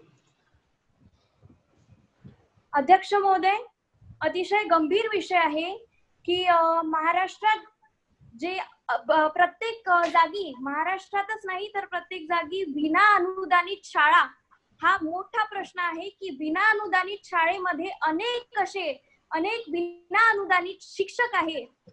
या कोरोनाच्या महामारीमध्ये 27 जुलै पासून त्यांनी औरंगाबाद पासून मुंबई पर्यंत पायी चालण्याचं आंदोलन घेतलं आहे. बरेचसे लोक झाले आहे, बरेचसे शिक्षकांनी खूप सगळे आंदोलन घेतले आहे मुंबई आझाद मैदान येथे. पण 15 वर्षापासून ज्याला वेतन नाही, ज्याला खायला पैसे सुद्धा नाही आहे, ते पार्ट टाइम जॉब करायचे जे शिक्षकाला अशी वेळ आली आहे की पार्ट टाइम जॉब करायला लागत आहे, पण ते पार्ट टाइम जॉब सुद्धा बंद झाले आहे.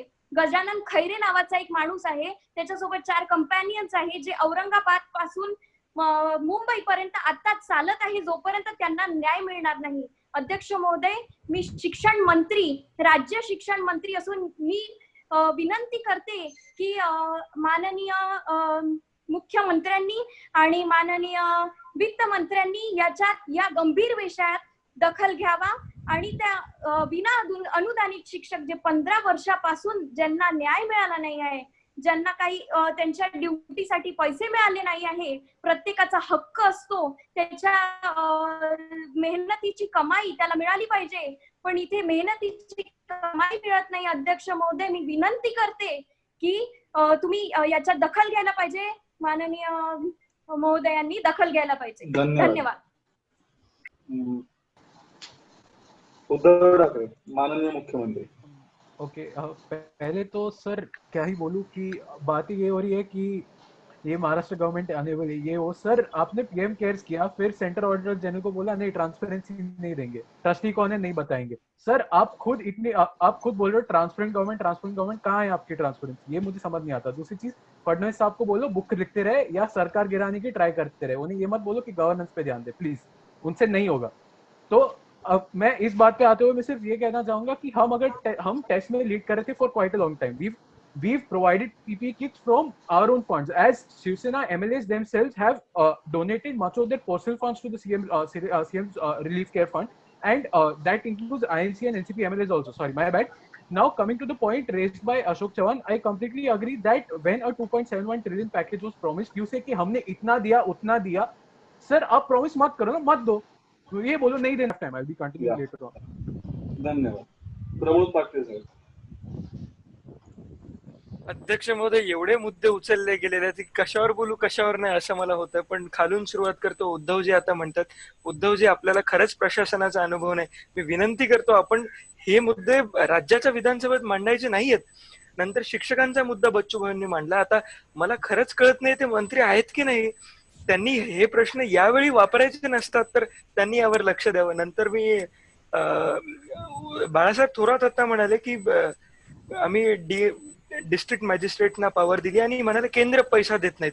अध्यक्ष महोदय, केंद्राने जीएसटीच्या माध्यमातून 19,200 करोड रुपये आत्मनिर्भर भारत अभियानाच्या अंतर्गत भारताला 28,000 करोड रुपये आणि त्यातल्या त्यात MSME सेक्टरला 7,500 कोटी रुपये महाराष्ट्र सरकारला दिलेले. हा जो ही संख्या आहे ही देशातल्या इतर राज्यांपेक्षा कितीतरी पटींनी अधिक आहे. आणि बाळासाहेब थोरात असं म्हणतात, पण त्याच वेळी केंद्राला ज्या कॅश इंजेक्शनची त्यांना आवश्यकता वाटते ते इंजेक्शन राज्यात देताना ते अजिबात दिसत नाहीत. सिने कलाकार, नाट्य क्षेत्रात काम करणारे, नाभिक समाजातील लोक यांना किती मोठी आवश्यकता आहे या सर्व गोष्टींची. तर त्यांनी फक्त केंद्राचा गोंधळ इथे विधानसभेत कृपया मांडू नये, स्वतः काही करावं, मदत अवश्य मागावी, पण त्याचं भांडवल अजिबात करू नये.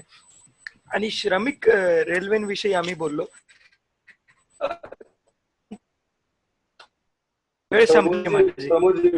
धन्यवाद. शेवटचं एक फक्त भाषण घ्यायचं, कारण एकूण 60 वाजलेले. शेवटचं भाषण विनोद भिवा यांचं, आणि आपण सध्या सत्राचे शेवट करूया 0:10. ठीक आहे, विनोद भिवा. नमस्कार. मी आज इथे आता सेंट्रल गव्हर्नमेंट बाबत काहीतरी बोलू इच्छितो की कसं PM फसल विमा योजना ही आपल्याला खड्ड्यात घेऊन जाते. ही फसल विमा योजना आहे, ही शेतकऱ्यांसाठी अजिबात चांगली नाहीये. कारण की या योजनेअंतर्गत जेव्हा शेतकऱ्याला त्याचा हे करायचं असतं, क्लेम करायचा असतो, तेव्हा त्याला एक 48 तासाची वेळ दिली गेली जाते. आणि या सगळ्या फसल विमांची मेजर ऑफिसेस ही सँट्राक्रूज, लोअर परेल, अंधेरी, भांडूप, एल्फिस्टन अशा ठिकाणी आहेत. जर एखादा शेतकरी ग्रामीण भागात राहतो तर त्याला इथे येईपर्यंत किती वेळ लागेल आणि तो त्यानंतर कधी ती हे इन्शॉर करेल. माझ्याकडे आता डेटा आहे, हा डेटा मिनिस्ट्रीकडूनचाच आहे की 10 करोड शेतकरी ह्याच्यात इन्शॉर झालेले, पण ह्याच्यात बरेच कमी स्टेट गव्हर्नमेंटने 760 करोड रुपये ह्याच्यात टाकले, पण शेतकरी बेनिफिट फक्त 27 लाख झालेत. तर एवढे कमी शेतकरी बेनिफिट होत असतील तर अशी स्कीम, मी तर म्हणतो राफेलहून पण खराब स्कीम ही आहे, माझं असं म्हणणं आहे. कारण की राफेलच्या शेवटी थोडे विमानं तरी मिळाली, ह्याच्या शेवटी फक्त गरम हवा मिळते, बाकी काही नाही, माझं म्हणणं आहे. धन्यवाद. बरं, धन्यवाद विनोद दिवाजी. तर आपण हे 0:10 इकडे संपवतोय. अध्यक्ष महोदय, बोला. हा, प्रमोद पाटील यांनी म्हटलं आहे की मला कळत नाही मंत्री आहे की नाही.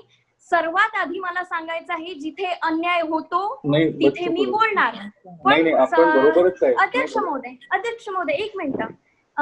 अध्यक्ष महोदय, मला सांगायचं आहे की जर एक शिक्षक मरत असेल, जर कमीत कमी तुम्ही स्वतःचा स्वार्थ सोडून अन्याय जिथे होत असेल तिथे माणुसकीच्या नात्याने आवाज उचलणे हे माझं काम आहे आणि मी शेवटपर्यंत माणुसकीच्या नात्याने आवाज उचलणार. अध्यक्ष महोदय. अहो नाही, मला पूर्ण तुमचं मान्य आहे बोलणं, पण माणुसकीच्या जर तुम्ही सद्भावनेने आवाज उचलत असाल तर ती सद्भावना तुमच्या सरकारच्या स्थैर्यासाठी काही फार चांगली नाहीये, एवढं सांगतोय. अध्यक्ष महोदय, मला आता बोलू दे, मी तुम्हाला पूर्ण बोलू दे. नाराजी व्यक्त करतात नाही ना. हो हरिभाऊ, ऐका जरा. मला I completely get your point, but here the problem इतना ही है अभी कि हाँ, तो नहीं वो हमारे इधर थोड़ा सा उनको भी थोड़ा बहुत प्रॉब्लम है, वो छोड़ दो. महाराष्ट्राच्या राजकीय अस्थिरतेचा आवाज होता का अध्यक्ष महोदय तो? नाही, आमच्या बाजूच्या त्या गृह खात्याचा आवाज होतो. बरं, असू दे, ते सोडा. द इशू हियर इज की बच्चू कडू जी, देखिए, मतलब मैं उद्धव ठाकरे को समझे इसलिए मैं थोड़ा हिंदी में बोल रहा हूँ कि आपका जो वॉइस है वो बहुत सही मुद्दों पे उठाया जा रहा है, लेकिन जिस सदन के सामने और जिस जगह पे आपको वो आवाज उठाना है वो ये सदन नहीं है, क्योंकि आप इधर सिर्फ आमदार या फिर विधायक इस नाते इधर आते नहीं है, आप मंत्री और सरकार का प्रतिनिधित्व इधर कर रहे हैं. ठीक है, तो आपके ये सभी मुद्दे जायज है, सभी मुद्दे जायज है, लेकिन इनका स्थान समन्वय समिति है, इनका स्थान कैबिनेट मीटिंग है. लेकिन फिर भी अगर आपको आपके सरकार के इसके बाद, मतलब मैं इसके बाद में बोल रहा हूँ, इसके बाद अगर आपको सरकार के विरुद्ध आवाज उठाना है तो मैं कोई भी रोकूंगा नहीं, बट उसके बाद अगर मुझे कोई इसके बारे में नोटिस आई बाय लॉ तो मैं प्रोसिडिंग्स कंटिन्यू करूंगा. अध्यक्ष महोदय, पहिली गोष्ट हे मी विरोध केला नाही, मी मागणी घातली आहे. दुसरी गोष्ट अध्यक्ष ते महोदय, लोक मला इंटरप्रिट वेगळं करतात. बरोबर आहे कडूजी, सरकाराच्या बरोबर आहे जास्त तुमचं. महत्वाचं, हा मी मागणी घातली आहे त्यांना, सरकाराच्या जास्त महत्वाचं, माझ्या पदाच्या जास्त महत्वाचं, माझी अन्यायग्रस्त माझी जनता मला इम्पॉर्टंट आहे. मी त्यांना मान देते कारण की त्यांच्यामुळे आज मी इथे आली आहे. मला ते जास्त इम्पॉर्टंट आहे अध्यक्ष महोदय. मी सरकार मला साथ देणार नाहीये, मला पद माझं महत्वाचं नाहीये. मी त्या लोकांसाठी लढेन. कोणी म्हटलं मला इथे बोलू शकत नाही, तिथे बोलू शकत नाही, की त्यांना आश्वासनं देऊ नुसतं त्यांच्या समोर बोलू. मी काय कुठे बोललोय? बरोबर नाही तुम्ही बोल, मी इथं थांबवणारच नाही तुम्हाला. बोला महोदय अध्यक्ष महोदय भूक लागली. अध्यक्ष महोदय मनापासून बोलायला पाहिजे की स्वतःचा स्वार्थ काढून एवढ्या बोलायला. तिरकीने भूक लागली. एकच मिनिट फक्त. हे बरोबर आहे, बरोबर आहे. अध्यक्ष महोदय उपाध्यक्षांना काहीतरी बोलायचं आहे. एक मिनिट. गणेश नाईक साहेब तुम्ही बोलूच नका आता. सत्तार साहेब थांबा एक मिनिट. कडू साहेब सगळे थांबा एक मिनिट. खरी विधानसभा नाही. उपाध्यक्षांना काहीतरी बोलायचंय. बोला. एक मिनिट फक्त. हे आपण कंटिन्यू करू. खूप मजा येत आहे. कडू साहेब फक्त नानाच्या राजकारणात तुम्ही येऊ नका.